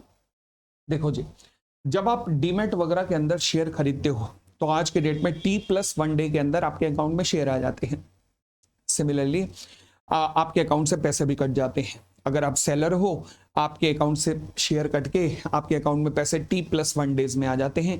बायर के रूप में T+1 डेज में शेयर आ जाएंगे, सेलर के रूप में T+1 डे में पैसा आ जाएगा। बट ये पैसे का मूवमेंट और शेयर्स का मूवमेंट कौन करता है? हमारी दोनों स्टॉक एक्सचेंज, बड़ी वाली बॉम्बे हो या नेशनल स्टॉक एक्सचेंज हो, दोनों के एक क्लियरिंग कॉर्पोरेशन है। क्लियरिंग कॉर्पोरेशन मतलब साफ सफाई वाली संस्थाएं। इनका काम होता है साफ सफाई करना, इधर से उधर, उधर से इधर पैसे और शेयर्स का मूवमेंट करना। ये क्लियरिंग कॉर्पोरेशन इन दोनों बीएसई और एनएससी दोनों की fully wholly owned subsidiary companies हैं जो ये काम करती हैं। अब एक दिक्कत आती है इंट्राडे ट्रेडिंग में। जब मैं इंट्राडे ट्रेडिंग करता हूँ ना, तो मेरे अकाउंट में अगर 100 रुपए है तो मैं 500 रुपए तक भी कर सकता हूँ। इनफैक्ट कई ब्रोकर तो 1000 रुपए तक भी अलाउ करते हैं। यानी कि 10 टाइम का मार्जिन, 5 टाइप का मार्जिन, 2 टाइम का मार्जिन, अलग अलग डिपेंड करता है। ठीक है, तो से फॉर एग्जांपल मैंने अपने अकाउंट में 1000 करोड़ रखा तो मैं 5000 करोड़ रुपए तक के शेयर एक दिन में खरीद के बेच सकता हूं। इसे कहते हैं इंट्राडे ट्रेडिंग। ठीक है, अगर सपोज मैंने 1000 करोड़ रुपए अपने पास रखा हुआ है और मैंने 5000 करोड़ के शेयर खरीद लिए, ऐसा झटका लगा, मुझे लगा था 4 जून को 400 पार की सरकार होगी, बट वो नहीं बनी, 300 के भी। तो अब मेरे जो 5000 करोड़ मैंने खरीदे थे, शेयर खरीदे थे, 1000 करोड़ रख के 5000 करोड़ के शेयर खरीदे थे, वो रह गए केवल 2000 करोड़। 3000 करोड़ का फटका लग गया मुझे। अब क्या होगा? तो भैया ऐसे में क्लियरिंग कॉर्पोरेशन कहता है कि हम तुझे ज्यादा डीलिंग करने नहीं देंगे भाई फॉरेन प्लेयर। अगर तू करना चाहता है तो पहले हमारे पास सिक्योरिटी रखवा। तो अब होता क्या है कि अगर मान लीजिए कोई फॉरेन पोर्टफोलियो इन्वेस्टर है, वो इंडियन स्टॉक मार्केट में इन्वेस्ट करना चाहता है, इंट्राडे वगैरह में इन्वेस्ट करना चाहता है, तो पहले सिक्योरिटी रखवानी पड़ेगी विद द क्लियरिंग कॉर्पोरेशन। अच्छा, ये सिक्योरिटी कहाँ पे रखवाएगा? ये सिक्योरिटी रखवाएगा अपने किसी फॉरेन डिपॉजिटरी के पास रखवा देगा। फॉरेन डिपॉजिटरी के अकाउंट में डीमेट अकाउंट ओपन करके वहां पर सिक्योरिटी रखवा दी गई। अब हो गया लॉस होने पर क्लियरिंग कॉर्पोरेशन उन सिक्योरिटीज को बेच देगा बेचने के बाद वो सारा पैसा इंडिया में वापस ले आएगा। यानी कि दूसरे शब्दों में, क्या क्लियरिंग कॉर्पोरेशन के पास अधिकार है कि वो फॉरेन सिक्योरिटी को सेल कर सकता है? हाँ, वो यहां पर अधिकार है, क्लियरिंग कॉर्पोरेशन को मिला हुआ है। ठीक हो गया इस केस में। Similarly acquisition and transfer of foreign security by the domestic depository. जैसे मैंने एग्जांपल लिया स्टैंडर्ड चार्टर्ड ने इंडिया में आईडीआर इशू किया। जब उसने आईडीआर इशू किया स्टैंडर्ड चार्टर्ड बैंक ने, तो क्या हुआ, अब इंडियन इन्वेस्टर्स ने स्टैंडर्ड चार्टर्ड के शेयर्स में इन्वेस्ट नहीं किया, उन्हें क्या मिला है? आईडीआर मिला है। अच्छा, कैसे मिला है? ये रहे इंडियन इन्वेस्टर्स ने पैसा दिया होगा हमारे देश के किसी डोमेस्टिक डिपॉजिटरी को इन्होंने पैसा दिया और डोमेस्टिक डिपॉजिटरी ने इन्हें बदले में इंडियन डिपॉजिटरी रिसिप्ट दी। अब आज की डेट में पैसा किसके पास पड़ा है? डोमेस्टिक डिपॉजिटरी के पास। अब बदले में स्टैंडर्ड चार्टर्ड ने वहां शेयर्स इशू किए थे। जो शेयर्स इशू किए थे वो किसके पोजीशन में आ जाएंगे? डोमेस्टिक डिपॉजिटरी सारे शेयर्स अपने पास रखेगा स्टैंडर्ड चार्टर्ड के। स्टैंडर्ड चार्टर्ड कहाँ है? ऑस्ट्रेलिया न्यूजीलैंड का बैंक है। तो उसके द्वारा इशू की गई सिक्योरिटी फॉरेन सिक्योरिटी है। तो वो फॉरेन सिक्योरिटी किसके पास पड़ी है? डोमेस्टिक डिपॉजिटरी के पास कहाँ से पैसा आया? इंडियन इन्वेस्टर्स के पास बदले में क्या है? डिपॉजिटरी रिसिप्ट है, क्योंकि इन्होंने इसको पैसा दिया और ये जो डिपॉजिटरी है अब इनके हितों का ध्यान रखेगा, यानी कि इनके बिहाफ पर ये इनके हितों का ध्यान रखेगा, इंडियन इन्वेस्टर्स के हितों का ध्यान रखेगा। ठीक है। अब क्या ये डोमेस्टिक डिपॉजिटरी कभी फॉरेन सिक्योरिटी को बेच सकता है? बेच सकता है। मान लीजिए कोई इंडियन इन्वेस्टर कहता है जी मुझे तो शेयर ही चाहिए, तो डोमेस्टिक डिपॉजिटरी के पास जाएगा और अपना इंडियन डिपॉजिटरी रिसिप्ट सरेंडर करेगा और बदले में फॉरेन सिक्योरिटी ले लेगा। अब तो इस तरीके से कहते हैं डोमेस्टिक डिपॉजिटरी ने फॉरेन सिक्योरिटी बेच दी या ट्रांसफर कर दी। फिर इंडियन इन्वेस्टर्स अब डायरेक्टली शेयर होल्डर बन चुका है स्टैंडर्ड चार्टर्ड का, यानी कि डायरेक्टली उसके पास फॉरेन सिक्योरिटी आ चुकी है, तो इंडियन इन्वेस्टर भी उसे बेच सकता है। तो यानी कि यही लिखा हुआ है, डोमेस्टिक डिपॉजिटरी भी बेच सकता है और इंडियन डिपॉजिटर्स भी बेच सकते हैं, कोई दिक्कत नहीं है, अलाउ है, कोई दिक्कत नहीं है।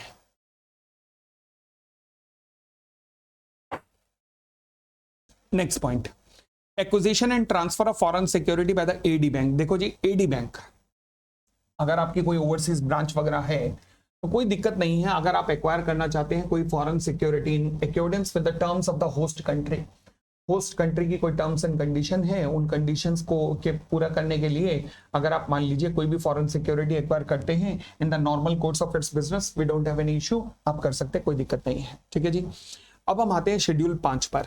शेड्यूल 5 कहता है overseas investment in IFSC by the person resident in India. अब आईएफएससी में इन्वेस्टमेंट की बात हो रही है, तो कहता है अगर आईएफएससी में इन्वेस्ट करना चाहते हो पीआरआई कर सकते हो, कोई दिक्कत नहीं, मगर विद इन द लिमिट करोगे। लिमिट कितनी है? फॉरेन फाइनेंशियल कमिटमेंट के लिए 4 इंटू नेटवर्थ और ओपीआई के लिए 50% ऑफ नेटवर्थ, तो ये लिमिट है, इसको कंप्लाई करना पड़ेगा। इसके अलावा अगर कोई पीआरआई ओवरसीज इन्वेस्टमेंट करना चाहता है आईएफएससी में, तो जो भी चीजें शेड्यूल 1, 2, 3, 4 में लिखी हुई हैं उन सबका तो पालन करना पड़ेगा, बट कुछ एक्सेप्शन है। पहली बात, अगर मान लीजिए ओडीआई होने वाली है, कहां पर? आईएफएससी के अंदर ओवरसीज डायरेक्ट इन्वेस्टमेंट कर रहे हो, तो आपको फाइनेंशियल सेक्टर रेगुलेटर की अप्रूवल चाहिए। कितने दिन में आनी चाहिए फाइनेंशियल सेक्टर रेगुलेटर की अप्रूवल? वहां पे भी देखा था आपने शेड्यूल 1 में कि आपको ऐसा करने से पहले, कोई भी एक्विजिशन करने से पहले फाइनेंशियल सेक्टर रेगुलेटर की अप्रूवल चाहिए, बट वहां टाइम लिमिट नहीं लिखी हुई थी कि फाइनेंशियल सेक्टर रेगुलेटर कितने टाइम में आपको अप्रूवल देगा, बट यहाँ लिखा हुआ कहता 45 दिन, और 45 दिन में नहीं मिला तो हम डीम्ड अप्रूवल मान लेंगे आईएफएससी के इन्वेस्टमेंट में। ठीक है जी। फिर याद करो जी, इंडियन एंटिटी जो कि फाइनेंशियल सेक्टर एक्टिविटी में नहीं लगी हुई, वो ओडीआई करना चाहती है किसी फॉरेन एंटिटी में जो कि फाइनेंशियल सर्विस एक्टिविटी में लगी हुई है, एक्सेप्ट बैंकिंग एंड इंश्योरेंस, उनको छोड़कर, बैंकिंग एंड इंश्योरेंस को छोड़कर किसी एफएसए में लगी हुई है। ठीक है जी। तो याद करो, हमने शेड्यूल 1 के अंदर किया था कि आप ऐसे इन्वेस्टमेंट कर सकते हो, नेट प्रॉफिट का क्राइटेरिया था, परंतु अगर आप आईएफएससी में इन्वेस्टमेंट कर रहे हो तो फिर नेट प्रॉफिट का क्राइटेरिया भी नहीं लगेगा आप पर। ठीक है, आगे फिर याद करो, पीआरआई कंट्रीब्यूशन करना चाहता है किसी भी इन्वेस्टमेंट फंड के अंदर जो कि सेटअप हुआ है इन आईएफएससी, तो कर सकता है वो ओपीआई की फॉर्म में। यानी कि कोई भी पीआरआई कंट्रीब्यूशन किसी इन्वेस्टमेंट फंड में करना चाहता है, जो इन्वेस्टमेंट फंड आईएफएससी में है, तो वो ओपीआई की फॉर्म में कर सकता है। उसके बाद याद करो रेजिडेंट इंडिविजुअल का एग्जांपल। हाँ जी, रेजिडेंट इंडिविजुअल किसी फॉरेन एंटिटी में इन्वेस्ट करना चाहता है, ओडीआई करना चाहता है। अच्छा, वो फाइनेंशियल सर्विस एक्टिविटीज में अगर मान लीजिए लगी हुई है, तो भी इन्वेस्ट कर सकता है? हाँ कर सकता है, प्रोवाइडेड वो बैंकिंग और इंश्योरेंस के अंदर नहीं होनी चाहिए। बैंकिंग एंड इंश्योरेंस में नहीं होनी चाहिए, हमें कोई दिक्कत नहीं है। फिर जितनी भी रिकॉग्नाइज्ड स्टॉक एक्सचेंज जो कि आईएफएससी में होंगी उन्हें मैं क्या कहूंगा, recognised stock exchange outside India कहलाएंगी वो सब के सब। तो यहां पर हमारे सारे के सारे आईएफएससी से रिलेटेड रूल्स हो गए खत्म। अब हम आते हैं आईएफएससी सॉरी ओवरसीज इन्वेस्टमेंट से रिलेटेड रेगुलेशंस पर। रेगुलेशन का मतलब है कि जो भी अब मैं बोलने जा रहा हूँ ये सब किसने बनाया होगा, रिजर्व बैंक ऑफ इंडिया ने बनाया। तो चलो जी, रिजर्व बैंक ऑफ इंडिया क्या कहता है। रिजर्व बैंक ऑफ इंडिया पहले फाइनेंशियल कमिटमेंट के बारे में, इंडियन एंटिटी के द्वारा फाइनेंशियल कमिटमेंट के बारे में क्या कहता है, other than equity. Other than equity मतलब भाई इक्विटी से रिलेटेड बातें तो ऊपर रूल्स में हो गई ना। रूल्स कौन बनाता है, सेंट्रल गवर्नमेंट। तो मैंने कहा था सेंट्रल गवर्नमेंट इक्विटी से रिलेटेड तो बना सकते हैं, डेट से रिलेटेड आरबीआई बनाएगा। तो इसलिए इक्विटी से रिलेटेड बातें रूल्स में हो गई। अब डेट से रिलेटेड बातें कहां करेंगे, रेगुलेशंस में। ऊपर बार बार तभी हम कह रहे थे इन्वेस्टमेंट कर रहे हो फॉरेन एंटिटी के अंदर इक्विटी की फॉर्म में, इक्विटी की फॉर्म में, बार बार तभी हम कह रहे थे क्योंकि रूल्स हैं। और central government section 6 subsection 2A के अंदर डेट के से रिलेटेड नहीं बनाएगी गाइडलाइंस, केवल इक्विटी से रिलेटेड बनाएगी। डेट से रिलेटेड केवल आरबीआई बना सकता है।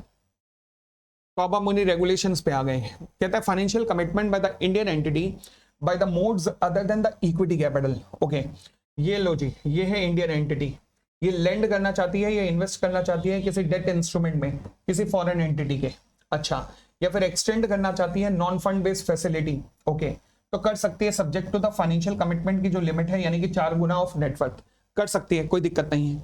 साथ में एक चीज का ध्यान रखना, अगर कोई भी डेट इंस्ट्रूमेंट के अंदर इन्वेस्टमेंट इंडियन एंटिटी करना चाहती है तो कर सकती है, कोई दिक्कत तो नहीं है मुझे। मगर एक और बात है, लोन एग्रीमेंट प्रॉपर होना चाहिए। दोबारा बोल दूं, प्रॉपर एक लोन एग्रीमेंट होना चाहिए। अगली बात, rate of interest arm length basis पे होना चाहिए। प्लस जो अदर कंडीशन है वो क्या है, अदर कंडीशन ये है कि इंडियन एंटिटी जो है वो एलिजिबल होनी चाहिए ओवरसीज डायरेक्ट इन्वेस्टमेंट को करने के लिए। इंडियन एंटिटी एलिजिबल होना चाहिए ओवरसीज डायरेक्ट इन्वेस्टमेंट को करने के लिए। दूसरी बात, इंडियन एंटिटी जो है has made ODI in the foreign entity, मतलब ओवरसीज डायरेक्ट इन्वेस्टमेंट किस में कर रहे हो, फॉरेन एंटिटी में कर रहे हो। तीसरा, Indian entity has acquired control in such foreign entity at the time of making such financial commitment, यानी कि इंडियन एंटिटी का कंट्रोल भी है, इंडियन एंटिटी के पास कंट्रोल भी है। जब ये इस तरीके की आप इन्वेस्टमेंट करना चाह रहे हो डेट इंस्ट्रूमेंट के अंदर तो कर तो सकते हो, फाइनेंशियल कमिटमेंट में भी कंसीडर्ड होगा, परंतु शर्त ये है कि आप ओडीआई कर रहे हो, ओडीआई फॉरेन एंटिटी में कर रहे हो और साथ में कंट्रोल भी ले रहे हो।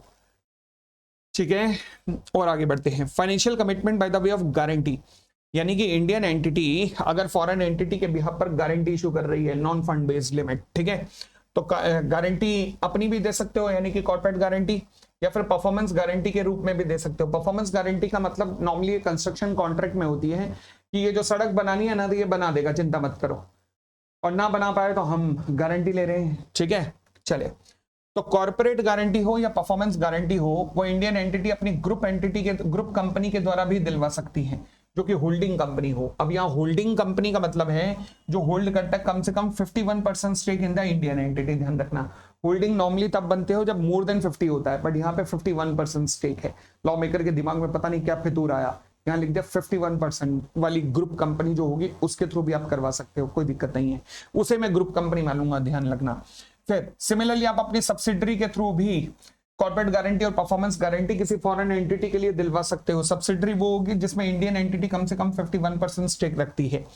फिर आप किसी अपने प्रमोटर की ग्रुप कंपनी के थ्रू भी, जो कि बॉडी कॉर्पोरेट है, उसके थ्रू भी आप गारंटी वगैरह दिलवा सकते हो, हमें कोई दिक्कत नहीं है। फिर आपके जो प्रमोटर हैं, जो कि रेजिडेंट हैं, आप उनकी भी पर्सनल गारंटी इंडियन एंटिटी करवा सकती है अरेंज, किसे, फॉरेन एंटिटी के लिए करवा सकते हो अरेंज, हमें कोई दिक्कत नहीं है। उसके बाद आप अपनी फॉरेन एंटिटी के लिए बैंक गारंटी भी अरेंज करवा सकते हो, हमें कोई दिक्कत नहीं है। साथ में बैंक को काउंटर गारंटी दे देना या फिर कोलेटरल मतलब सिक्योरिटी वगैरह दे देना इस बैंक गारंटी के बदले में, हमें कोई दिक्कत नहीं है।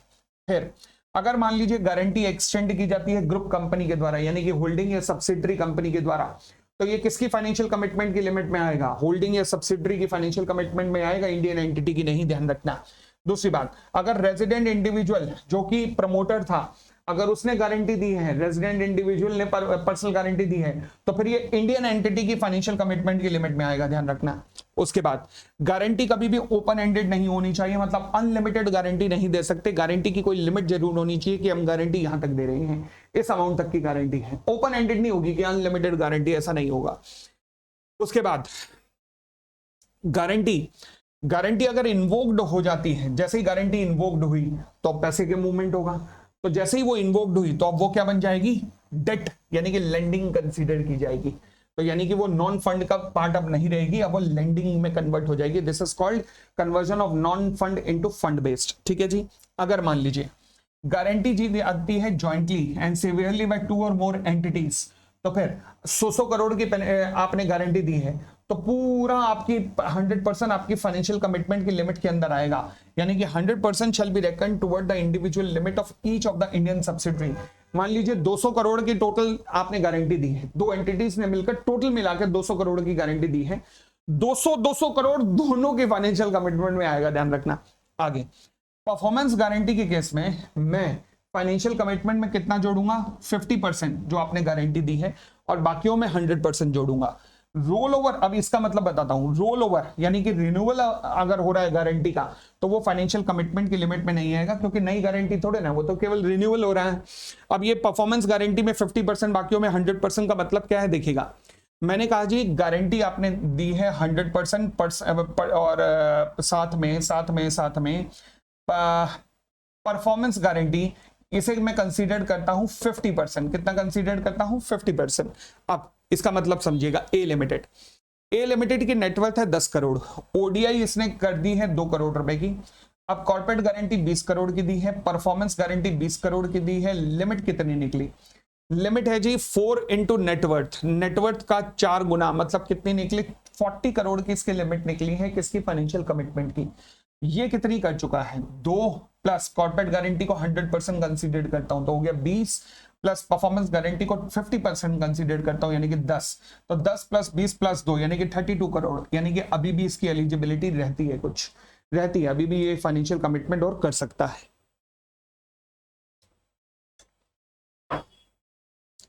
परफॉर्मेंस गारंटी को 50% इसलिए कंसीडर करता हूं तो, क्योंकि ऑब्वियसली आपने अगले की परफॉर्मेंस के लिए गारंटी दी है, तो ये तो पक्की बात है ना, कुछ बंदा परफॉर्म करके ही डिफॉल्ट करेगा, तो एवरेज मैंने कहा जी 50% तो परफॉर्म करेगा ही ना, तब डिफॉल्ट करेगा, तो इसलिए उसकी वैल्यू में 50% मानता हूं।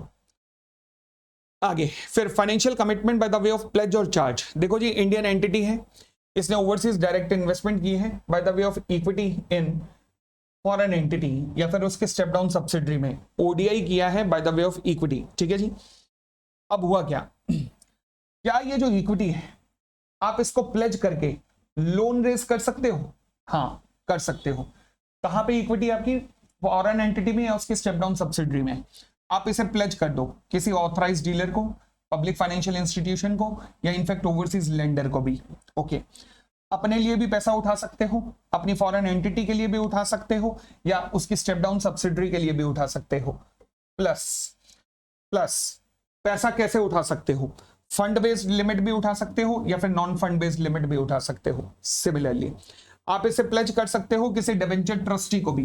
डिबेंचर ट्रस्टी आएंगे तो पैसा डिबेंचर की फॉर्म में आ गया, यानी कि फंड बेस्ड पैसा आएगा, यस ओनली फंड बेस्ड, मगर फिर अपने लिए, ओनली फॉर इटसेल्फ, अपनी फॉरेन सब्सिडरी या फिर स्टेप डाउन सब्सिडरी के लिए नहीं, केवल अपने लिए आप डिबेंचर ट्रस्टी के थ्रू पैसा उठा सकते हो। ठीक है जी। तो आपके द्वारा की गई इक्विटी इन्वेस्टमेंट को आप प्लेज कर सकते हो। सिमिलरली अगर आप मान लीजिए आप फॉरेन इक्विटी प्लेज नहीं करना चाहते, आप अपनी एसेट्स को चार्ज क्रिएट करवाना चाहते हो, या अपनी फॉरेन एंटिटी की एसेट्स पे चार्ज क्रिएट करवाना चाहते हो, कर सकते हो, यस। तो कहता है जी इंडियन एंटिटी जिसने ओडीआई की है इक्विटी की फॉर्म में फॉरेन एंटिटी के अंदर, अब वो चार्ज क्रिएट करना चाहता है किसके ऊपर, एसेट्स के ऊपर इन इंडिया, या फिर assets outside India, foreign entity की या फिर उसकी स्टेप डाउन सब्सिडरी की, कोई दिक्कत नहीं है। अगर आप एसेट्स इन इंडिया पे चार्ज क्रिएट करना चाहते हो तो किसके ऊपर कर सकते हो, अपने ऊपर, बिल्कुल ठीक, किसी ग्रुप कंपनी के ऊपर, बिल्कुल ठीक, एसोसिएट कंपनी के ऊपर, बिल्कुल ठीक, प्रमोटर के ऊपर, बिल्कुल ठीक, इन सब की एसेट के ऊपर चार्ज क्रिएट कर सकते हो, यस। अच्छा, चार्ज किसे क्रिएट कर सकते हो, किसी ऑथराइज्ड डीलर को, किसी पब्लिक फाइनेंशियल इंस्टीट्यूशन को, या किसी ओवरसीज लेंडर को। क्या ले सकते हो, फंड बेस्ड लिमिट भी ले सकते हो, नॉन फंड बेस्ड लिमिट भी ले सकते हो। किसके लिए ले सकते हो, किसी फॉरेन एंटिटी के लिए भी ले सकते हो या स्टेप डाउन सब्सिडरी के लिए भी ले सकते हो। ठीक है जी, अपनी एसेट गिरवी रखवाई, उनके लिए लोन लिया, फिर उनकी एसेट गिरवी रखवाई, किसको, ऑथराइज डीलर को या पब्लिक फाइनेंशियल इंस्टीट्यूशन को, और अपने लिए लोन लिया है, फंड बेस्ड या नॉन फंड बेस्ड, या फिर डिबेंचर ट्रस्टी को गिरवी रखवाई और फंड बेस्ड लोन लिया है अपने लिए। अपने लिए ध्यान रखना, आप ये भी कर सकते हो, हमें कोई भी दिक्कत नहीं है।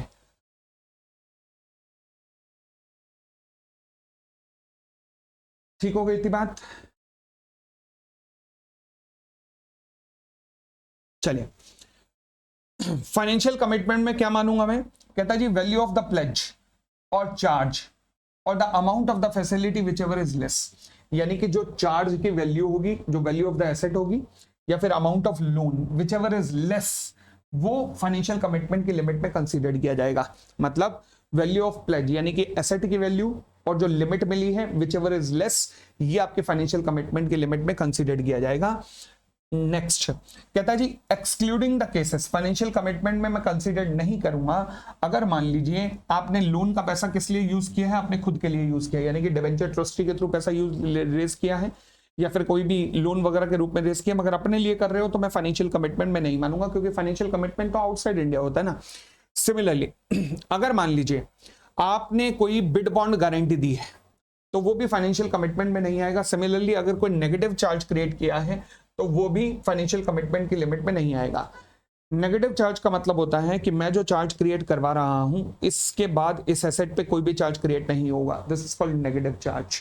तो नेगेटिव चार्ज फाइनेंशियल कमिटमेंट में नहीं कंसिडर्ड होगा। दूसरी बात, बिड बॉन्ड गारंटी का मतलब होता है कि मान लीजिए आपको कोई प्रोजेक्ट जीतना है तो उसके लिए आप कोई अर्नेस्ट मनी डिपॉजिट कराते हो, या तो ऑप्शन नंबर 1 है, या फिर एक बिड बॉन्ड गारंटी भी दे सकते हो, बिड देने वाली गारंटी, इसे बिड बॉन्ड गारंटी भी कहते हैं। ये भी फाइनेंशियल कमिटमेंट में कंसीडर्ड नहीं की जाती हैं कभी भी। तो एक्विजिशन और transfer by the way of deferred payment. अच्छा, डेफर्ड पेमेंट फॉर एग्जांपल मान लीजिए कोई पीआरआई अगर मान लीजिए इक्विटी ले रहा है किसी पीआरओआई से, किसी पीआरओआई से इक्विटी ले रहा है, परचेज कर रहा है या सब्सक्राइब कर रहा है किसी पीआरओआई की इक्विटी वगैरह, या फिर उल्टा कर दो पीआरओआई इक्विटी एक्वायर कर रहा है किसी पीआरआई से। ओके, जो भी हो कंसिडरेशन जो है ना वो आज नहीं है, वो फ्यूचर में दिया जाएगा, मतलब डेफर्ड है। अलाउ है, अलाउ है, कुछ कंडीशंस है। क्या कि जो फॉरेन इक्विटी सिक्योरिटी है उनका ट्रांसफर अपफ्रंट हो रहा है आज ही, कंसिडरेशन बाद में आ रहा ना, फॉरेन सिक्योरिटी आज ही जा रही है, पूरा consideration as per the pricing guidelines पे किया जाएगा, यानी कि रेगुलेटर यानी कि वैल्यूअर की वैल्यूएशन रिपोर्ट आएगी। तीसरा, बायर को इंडेमनीफाई किया जाएगा सेलर के द्वारा, सेलर बायर को इंडेमनीफाई करके देगा। ठीक है कि भाई ये सिक्योरिटी जेन्युइन है, कोई फ्रॉड की संभावना नहीं है, कुछ नहीं है, इंडेमनीफाई करके देगा। Deferred part of the payment जो है उसे मैं क्या कंसीडर करूंगा, अब ये बड़ी अजीब बात है, एमसीक्यू पर्पस से रेलेवेंट है। जो भी डेफर्ड पोर्शन है कंसिडरेशन का उसे मैं क्या कंसीडर करूंगा, नॉन फंड बेस्ड लिमिट में कंसीडर करूंगा इंडियन एंटिटी की। इतनी बात भी ठीक। आगे कहता कोई भी पर्सन रेजिडेंट इन इंडिया अगर मान लीजिए कोई भी ओवरसीज इन्वेस्टमेंट करना चाह रहा है, कोई भी ओवरसीज इन्वेस्टमेंट, तो कैसे कैसे कर सकता है, रेमिटेंस बैंकिंग चैनल वगैरह के थ्रू कर सकता है। अगर विदेशों में पैसा लगाना चाह रहा है कैसे लगा सकता है, swap of security, ADR, GDR या फिर ईसीबी की प्रोसीड्स वहां पे लगा सकता है। From fund held in the account maintain in accordance with this act, इस एक्ट के अकॉर्डिंग डिफरेंट अकाउंट्स वगैरह के थ्रू भी पैसा लगा सकते हो। यस, तो ये तरीके हैं जिससे आप ओवरसीज इन्वेस्टमेंट कर सकते हो, उनकी पेमेंट कर सकते हो। उसके बाद बस यहाँ पे टेक्निकल पोर्शन तो खत्म, अब केवल कंप्लायंस पोर्शन आ रहा है। रिपोर्टिंग, रिपोर्टिंग रिक्वायरमेंट की बात करता है। कहता है मान लीजिए पीआरआई इसने कोई इक्विटी शेयर एक्वायर किया है as a ODI, overseas direct investment, कहां पे, फॉरेन एंटिटी के अंदर। अच्छा, अब ये एडी कैटेगरी, एडी बैंक को सबमिशन करेगा उस इन्वेस्टमेंट का प्रूफ, क्या होगा, या तो शेयर सर्टिफिकेट या फिर कोई भी डॉक्यूमेंट। कितने टाइम में सबमिट कर देना चाहिए, एविडेंस के रूप में विद इन 6 मंथ। कहां से, जिस दिन आपने अमाउंट रेमिट किया या फिर जिस दिन आपको कन्वर्जन होके मतलब कैपिटलाइज होके बोनस वगैरह के फॉर्म में भी आए शेयर्स, वहां से 6 महीने के अंदर आप एडी बैंक को इस बात का प्रूफ जमा कर दीजिए। ठीक है जी। दूसरी बात, पीआरआई अगर आप किसी भी फॉरेन एंटिटी में इन्वेस्ट करना चाहते हो तो सबसे पहले आप जाएंगे एडी के पास, ऑथराइज डीलर के पास। ऑथराइज डीलर आपकी एप्लीकेशन को आगे लेके जाएगा आरबीआई के पास। फिर आरबीआई उस फॉरेन एंटिटी को जहां पे इन्वेस्ट करना चाहते हो उसे एक यूनिक आइडेंटिटी नंबर अलॉट करेगा फॉरेन एंटिटी को। ठीक है जी। अब यूनिक आइडेंटिटी नंबर आने के बाद ही आप उसमें जो इन्वेस्टमेंट करना चाहते हो कर सकते हो। ठीक है जी। अब पीआरआई आज के बाद ओडीआई करते हुए, ओवरसीज डायरेक्ट इन्वेस्टमेंट करते हुए डेजिग्नेट करेगा किसी एडी बैंक को कि मैं ओडीआई इस फॉरेन एंटिटी में इस एडी बैंक के थ्रू करूंगा। ठीक है। और हर यूआईएन नंबर के लिए एक एडी डेजिग्नेट होगा। फॉर एग्जांपल अगर विदेशों में अगर कोई फॉरेन एंटिटी है, मान लीजिए XYZ, तो फिर वहां पे उसको एक यूआईएन मिला हुआ है। उस यूआईएन के लिए जो एडी है वो है आईसीआईसीआई बैंक। आज के बाद उस यूआईएन पे जितनी भी इन्वेस्टमेंट होंगी सब आईसीआईसीआई बैंक के थ्रू ही रूट होंगी। ठीक है। Where more than one PRI make financial commitment in the same foreign entity, then all such person shall route all the transaction relating to that UIN through the AD bank designated for that UIN। उस UIN पे, उस foreign entity पे जितनी भी investment होनी है वो उसी डेजिग्नेटेड एडी के थ्रू होनी चाहिए जहां जो पहले डेजिग्नेट हुआ था, चाहे कोई भी और इंडियन एंटिटी करना चाहे। ठीक है जी। नेक्स्ट पॉइंट, ये पीआरआई है, ये एक फॉरेन एंटिटी है। अगर मान लीजिए पीआरआई जो उसने ओडीआई किया है फॉरेन एंटिटी में वो रियलाइज करना चाहता है और पैसा अब इंडिया में लाना चाहता है क्योंकि डिसइन्वेस्टमेंट हो रहा है, या फिर अब उसका लिक्विडेशन हो रहा है फॉरेन एंटिटी का, तो फिर वो वैल्यू, अब नेट रिसीवेबल वैल्यू उसकी मिलनी है, जो भी बचा खुचा मिलना है आपको, जो भी मिलना है 90 दिन के अंदर इंडिया में जरूर ले आना। कितने दिन में? 90 डेज में इंडिया में जरूर ले आना। ठीक है जी। और आगे बढ़ते हैं। फिर कहता है पीआरआई जो भी एलिजिबल होंगे पीआरआई ओडीआई करने के लिए, ओके, वो अर्नेस्ट मनी या फिर बिड बॉन्ड गारंटी दे सकते हैं from an AD bank for participation in the bidding और टेंडरिंग प्रोसेस। किसी भी एक्विजिशन में किसी फॉरेन एंटिटी को एक्वायर करने के लिए अगर कोई बिड बॉन्ड गारंटी आपको जमा करनी पड़ती है, आप दे सकते हो, बिड बॉन्ड गारंटी दे सकते हो। ठीक है। अब बिड बॉन्ड गारंटी हमेशा ओपन एंडेड होती है, ध्यान रखना, bid bond guarantee open ended होती है। हमने सबसे पहले कहा कि ओपन एंडेड गारंटी नहीं दी जाएगी। अब हम पढ़ रहे हैं किसी फॉरेन एंटिटी को एक्वायर करने के लिए open ended guarantee bid bond के रूप में दी जा सकती है, क्योंकि पता नहीं वहां बोलियां कहां तक जाएंगी। मैं कहूंगा 100 करोड़, सामने वाला कहेगा 200 करोड़, मैं कहूंगा 500 करोड़, वो कहेगा 1000 करोड़, मैं कहूंगा 5000 करोड़, तो फिर ये तो बिड बॉन्ड गारंटी है ना, इसकी कोई लिमिट नहीं है। मगर जैसे ही आपने एक्वायर कर ली फॉरेन एंटिटी, तो इन case of an open ended bid bond guarantee it shall be converted into close end guarantee. तो फिर वो क्लोज एंड में कन्वर्ट हो जाएगी कि भाई इतने करोड़ की गारंटी है। ठीक है। मैक्सिमम 3 मंथ के अंदर, not later than 3 months of the award of the contract, जिस दिन आपको कॉन्ट्रैक्ट अवार्ड हुआ है उसके 3 महीने के अंदर ओपन एंडेड गारंटी जो बिड बॉन्ड के रूप में इशू की गई थी वो क्लोज एंड गारंटी में कन्वर्ट हो जाएगी। आगे फिर आते हैं जी reporting requirement for the overseas investment. Okay, जितनी भी रिपोर्टिंग है पीआरआई के द्वारा वो सारी रूट किसके थ्रू होनी चाहिए? एडी बैंक के द्वारा। और फॉर्मेट कौन प्रोवाइड करेगा? आरबीआई।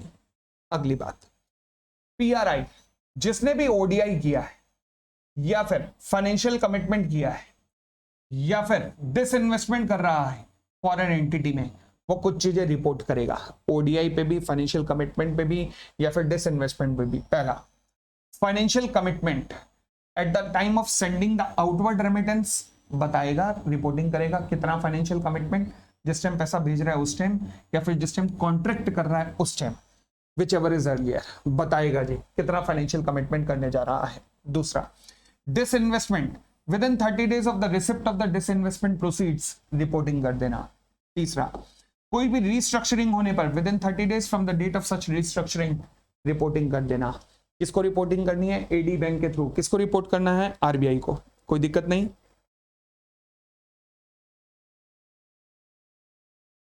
क्लियर हो गई इतनी बात?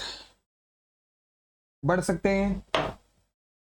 चलिए फिर उसके बाद कहता है जी PRI other than the resident individual. अगर मान लीजिए आप कोई ओपीआई कर रहे हैं या ट्रांसफर कर रहे हैं ओपीआई को by the way of sale, okay, तो इसको रिपोर्ट करना पड़ेगा आपको within 60 days. Resident individual के केस में क्या होगा देखते हैं, बट फिलहाल PRI other than resident individual, अगर आप ओपीआई कर रहे हैं या इस ओपीआई को ट्रांसफर कर रहे हैं तो फिर रिपोर्टिंग कब तक होगी, with in 60 days of such investment. With in 60 days कहां से, from the end of the half year. Half year कौन सा, एक सितंबर एक मार्च। सितंबर और मार्च खत्म होने के 60 दिन के अंदर अंदर आपको जितनी भी ओपीआई की है अदर देन रेजिडेंट इंडिविजुअल आपको बताना पड़ेगा। उसके बाद in case of an OPI by the way of acquisition of shares under ESOPs, in case of OPI अगर आप कर रहे हैं by the way of acquisition of share ESOPs के थ्रू, यानी कि रेजिडेंट इंडिविजुअल पे आ गया, तो रिपोर्टिंग कौन करेगा, वो जो रेजिडेंट इंडिविजुअल है जिसे एम्प्लॉय के रूप में या डायरेक्टर के रूप में ये शेयर मिले, वो उस ओवरसीज एंटिटी के जिस ब्रांच में, जिस सब्सिडरी में, जिस इंडियन एंटिटी में जिसमें वो ओवरसीज एंटिटी की इन्वेस्टमेंट है, वहां जहां वो काम करता है वो करेंगे। रिपोर्टिंग आपका काम नहीं है, यानी कि office in India, branch, subsidiary, Indian entity जहां पर उसका कंट्रोल है वो रिपोर्टिंग करेंगे, जहां का वो डायरेक्टर और एम्प्लॉय है। ठीक है ना, लिंक हो रहा है वहां से, जहां भी पढ़ा था आगे। फिर कहता है PRI acquiring equity capital in the foreign entity, जो कि ओडीआई कंसीडर्ड की गई है। मान लीजिए पीआरआई ने इक्विटी कैपिटल इन्वेस्ट किया है कहीं फॉरेन एंटिटी में जिसे मैंने ओडीआई माना है, तो वो एक annual performance report with respect to such foreign entity every year by 31 December submit करेगा। पीआरआई जिसने की इक्विटी कैपिटल किसी फॉरेन एंटिटी में इन्वेस्ट की है जिसे मैंने ओडीआई माना है, तो वो APR annual performance report submit करेगा 31 दिसंबर तक। मगर मान लीजिए ये जो फॉरेन एंटिटी है, where the accounting year of such foreign entity वही 31 दिसंबर को खत्म होता है, तो फिर ये जो एनुअल परफॉर्मेंस रिपोर्ट है ये अगले साल की 31 दिसंबर तक भी जमा की जा सकती है। ये अगले साल की 31 दिसंबर तक भी जमा की जा सकती है। ठीक है जी, annual performance report I am talking about. फिर कहता है provided that no such reporting shall be required, कोई जरूरत नहीं है अगर पीआरआई 10% से कम होल्ड करता है of the equity capital without control and there is no other FC other than by the way of equity capital। यानी कि अगर आपके पास 10% से कम की इक्विटी है, कंट्रोल भी नहीं है और इक्विटी के आपने अलावा आपने कोई और इन्वेस्टमेंट भी नहीं की है, या फिर फॉरेन एंटिटी अगर लिक्विडेशन में है तो एपीआर वगैरह इशू करने की जरूरत नहीं है। उसके बाद for the purpose of this sub regulation APR जब भी होगी तो उसके 31 दिसंबर तक सबमिट करनी है। उसके अंदर जो डेटा होना चाहिए वो ऑडिटेड फाइनेंशियल स्टेटमेंट पे बेस्ड होना चाहिए, प्लस मान लीजिए provided that where the person resident in India PRI does not have a control in the foreign entity, plus law of the host country जो है वो प्रोवाइड करता है मैंडेटरी, मतलब does not provide for the mandatory. दोबारा बोलिएगा मैंने कहा जी पहला एपीआर हमेशा ऑडिटेड फिगर पे होना चाहिए, परंतु अगर मान लीजिए जो पीआरआई है उसका उस फॉरेन एंटिटी पे कंट्रोल नहीं है कि वो वॉलंटरी ऑडिट करा दे। दूसरी बात, law of host country compulsory audit की रिक्वायरमेंट नहीं करता है, तो फिर एपीआर सबमिट की जा सकती है based on the unaudited financial statement, जिसे सर्टिफाई किया जा सकता है बाय द स्टैट्यूटरी ऑडिटर, यानी कि ऑडिट नहीं होगी, केवल सर्टिफाइड होगी statutory auditor of the Indian entity के द्वारा या किसी भी चार्टर्ड अकाउंटेंट के द्वारा। ठीक है जी, और आगे बढ़ते हैं। फिर अगर मान लीजिए एक से ज्यादा पीआरआई इन्वेस्ट करके बैठे हैं ओडीआई के रूप में इन अ फॉरेन एंटिटी, तो फिर एनुअल परफॉर्मेंस रिपोर्ट कौन सबमिट करेगा, वो पीआरआई जिसने हाईएस्ट ओडीआई इन्वेस्टमेंट कर रखी है, सबने इक्वल की हुई है तो सारे मिलकर सबमिट करेंगे। एनुअल परफॉर्मेंस रिपोर्ट की रिपोर्टिंग की बात कर रहा हूं। नेक्स्ट फिर कहता है जी PRI shall report the detail regarding the acquisition or setting up or winding up or transfer of a step down subsidiary or alteration in the shareholding pattern in the foreign entity। जो भी आपकी alteration in the share holding हुई है foreign entity के अंदर, या फिर जो भी आपने नया एक्वायर किया है, बेचा है, कुछ भी फॉरेन एंटिटी के अंदर, तो उसकी एक ये सब कुछ कहां पर आएगा, एनुअल परफॉर्मेंस रिपोर्ट का पार्ट बनेगा। जो भी आपकी होल्डिंग्स वगैरह में चेंज हुआ है ना, वो सारा एनुअल परफॉर्मेंस रिपोर्ट के कंटेंट में आएगा। उसके अलावा कोई भी इंडियन एंटिटी जिसने ओडीआई की है shall submit an annual return. ODI करने वाली हर इंडियन एंटिटी को एक एनुअल रिटर्न सबमिट करनी पड़ेगी। कहां पर, जो भी उसकी फॉरेन लायबिलिटी या एसेट्स हैं, किसको सबमिट करनी पड़ेगी, एमसीक्यू के लिए रेलेवेंट है। ईसीबी में भी इसी को सबमिट की गई थी, department of stats and information को, जो कि रिजर्व बैंक ऑफ इंडिया की एक ब्रांच है, मतलब एक ऑफिस है एक तरीके का। तो उसको सारा कुछ सबमिट किया जाएगा। Annual return on the foreign liability and assets, ध्यान रखना एपीआर अलग है, एनुअल रिटर्न अलग है। एपीआर 31 दिसंबर, अगर 31 दिसंबर को फॉरेन एंटिटी का ईयर एंड होता है तो अगले साल की 31 दिसंबर, ठीक है। एपीआर किसके द्वारा सबमिट करने की जरूरत नहीं है, एपीआर कब कब सबमिट करने की जरूरत नहीं है, तो मैंने कहा जी एपीआर पहले ऑडिटेड फिगर पे बेस्ड होगी, परंतु अगर पर्सन रेजिडेंट इन इंडिया का कंट्रोल नहीं है, पहले तो ऑडिटेड की बात करते हैं, हाँ जी, अगर पर्सन, वैसे तो ऑडिटेड पे होनी चाहिए, मगर अगर पर्सन रेजिडेंट इन इंडिया का कंट्रोल नहीं है। दूसरी बात, अगर मान लीजिए law of host country unaudited figures allow करता है तो फिर आप कोई दिक्कत नहीं, ऑडिटेड नहीं आप सर्टिफाइड करवा लीजिए अपने स्टेट्यूटरी ऑडिटर के द्वारा। परंतु मान लीजिए आपका भी कोई ऑडिटर नहीं है, आप कोई फर्म वगैरह है, तो फिर सर्टिफाइड करवा दीजिए किसी भी चार्टर्ड अकाउंटेंट के द्वारा। ठीक हो गई थी बात। दूसरी बात, एनुअल परफॉर्मेंस रिपोर्ट करने की जरूरत नहीं है। अगर आपकी इन्वेस्टमेंट 10% से कम है, विदाउट कंट्रोल है, और इक्विटी के अलावा आपने और कोई इन्वेस्टमेंट वहां नहीं कर रखी, या फिर फॉरेन एंटिटी लिक्विडेशन में है, तो एनुअल परफॉर्मेंस रिपोर्ट देने की भी जरूरत नहीं है। फिर आता है एनुअल रिटर्न। एनुअल रिटर्न कब जमा कराई जाएगी, उसके अंदर आएगा क्या, एनुअल रिटर्न के अंदर फॉरेन लायबिलिटी या फॉरेन एसेट्स की डिटेल आएगी। कौन जमा कराएगा, इंडियन एंटिटी जिसने क्या किया है, ओडीआई किया है, जिसने ओडीआई कर रखा है, तो वो किसको सबमिट करेगी annual return, department of the statistics and information management RBI को सबमिट करेगी। फिर अगर मान लीजिए डिले इन सबमिटिंग हुआ, एपीआर या ईआर डिले हुआ सबमिट करने में, हम 3 साल का समय देते हैं along with the late fee, परंतु जब तक आप ये डिफॉल्ट सही नहीं करोगे तब तक आप फर्दर कोई फाइनेंशियल कमिटमेंट नहीं कर सकते। लो जी, तो ये थे आपके सारे का सारा ओडीआई। धन्यवाद धन्यवाद धन्यवाद।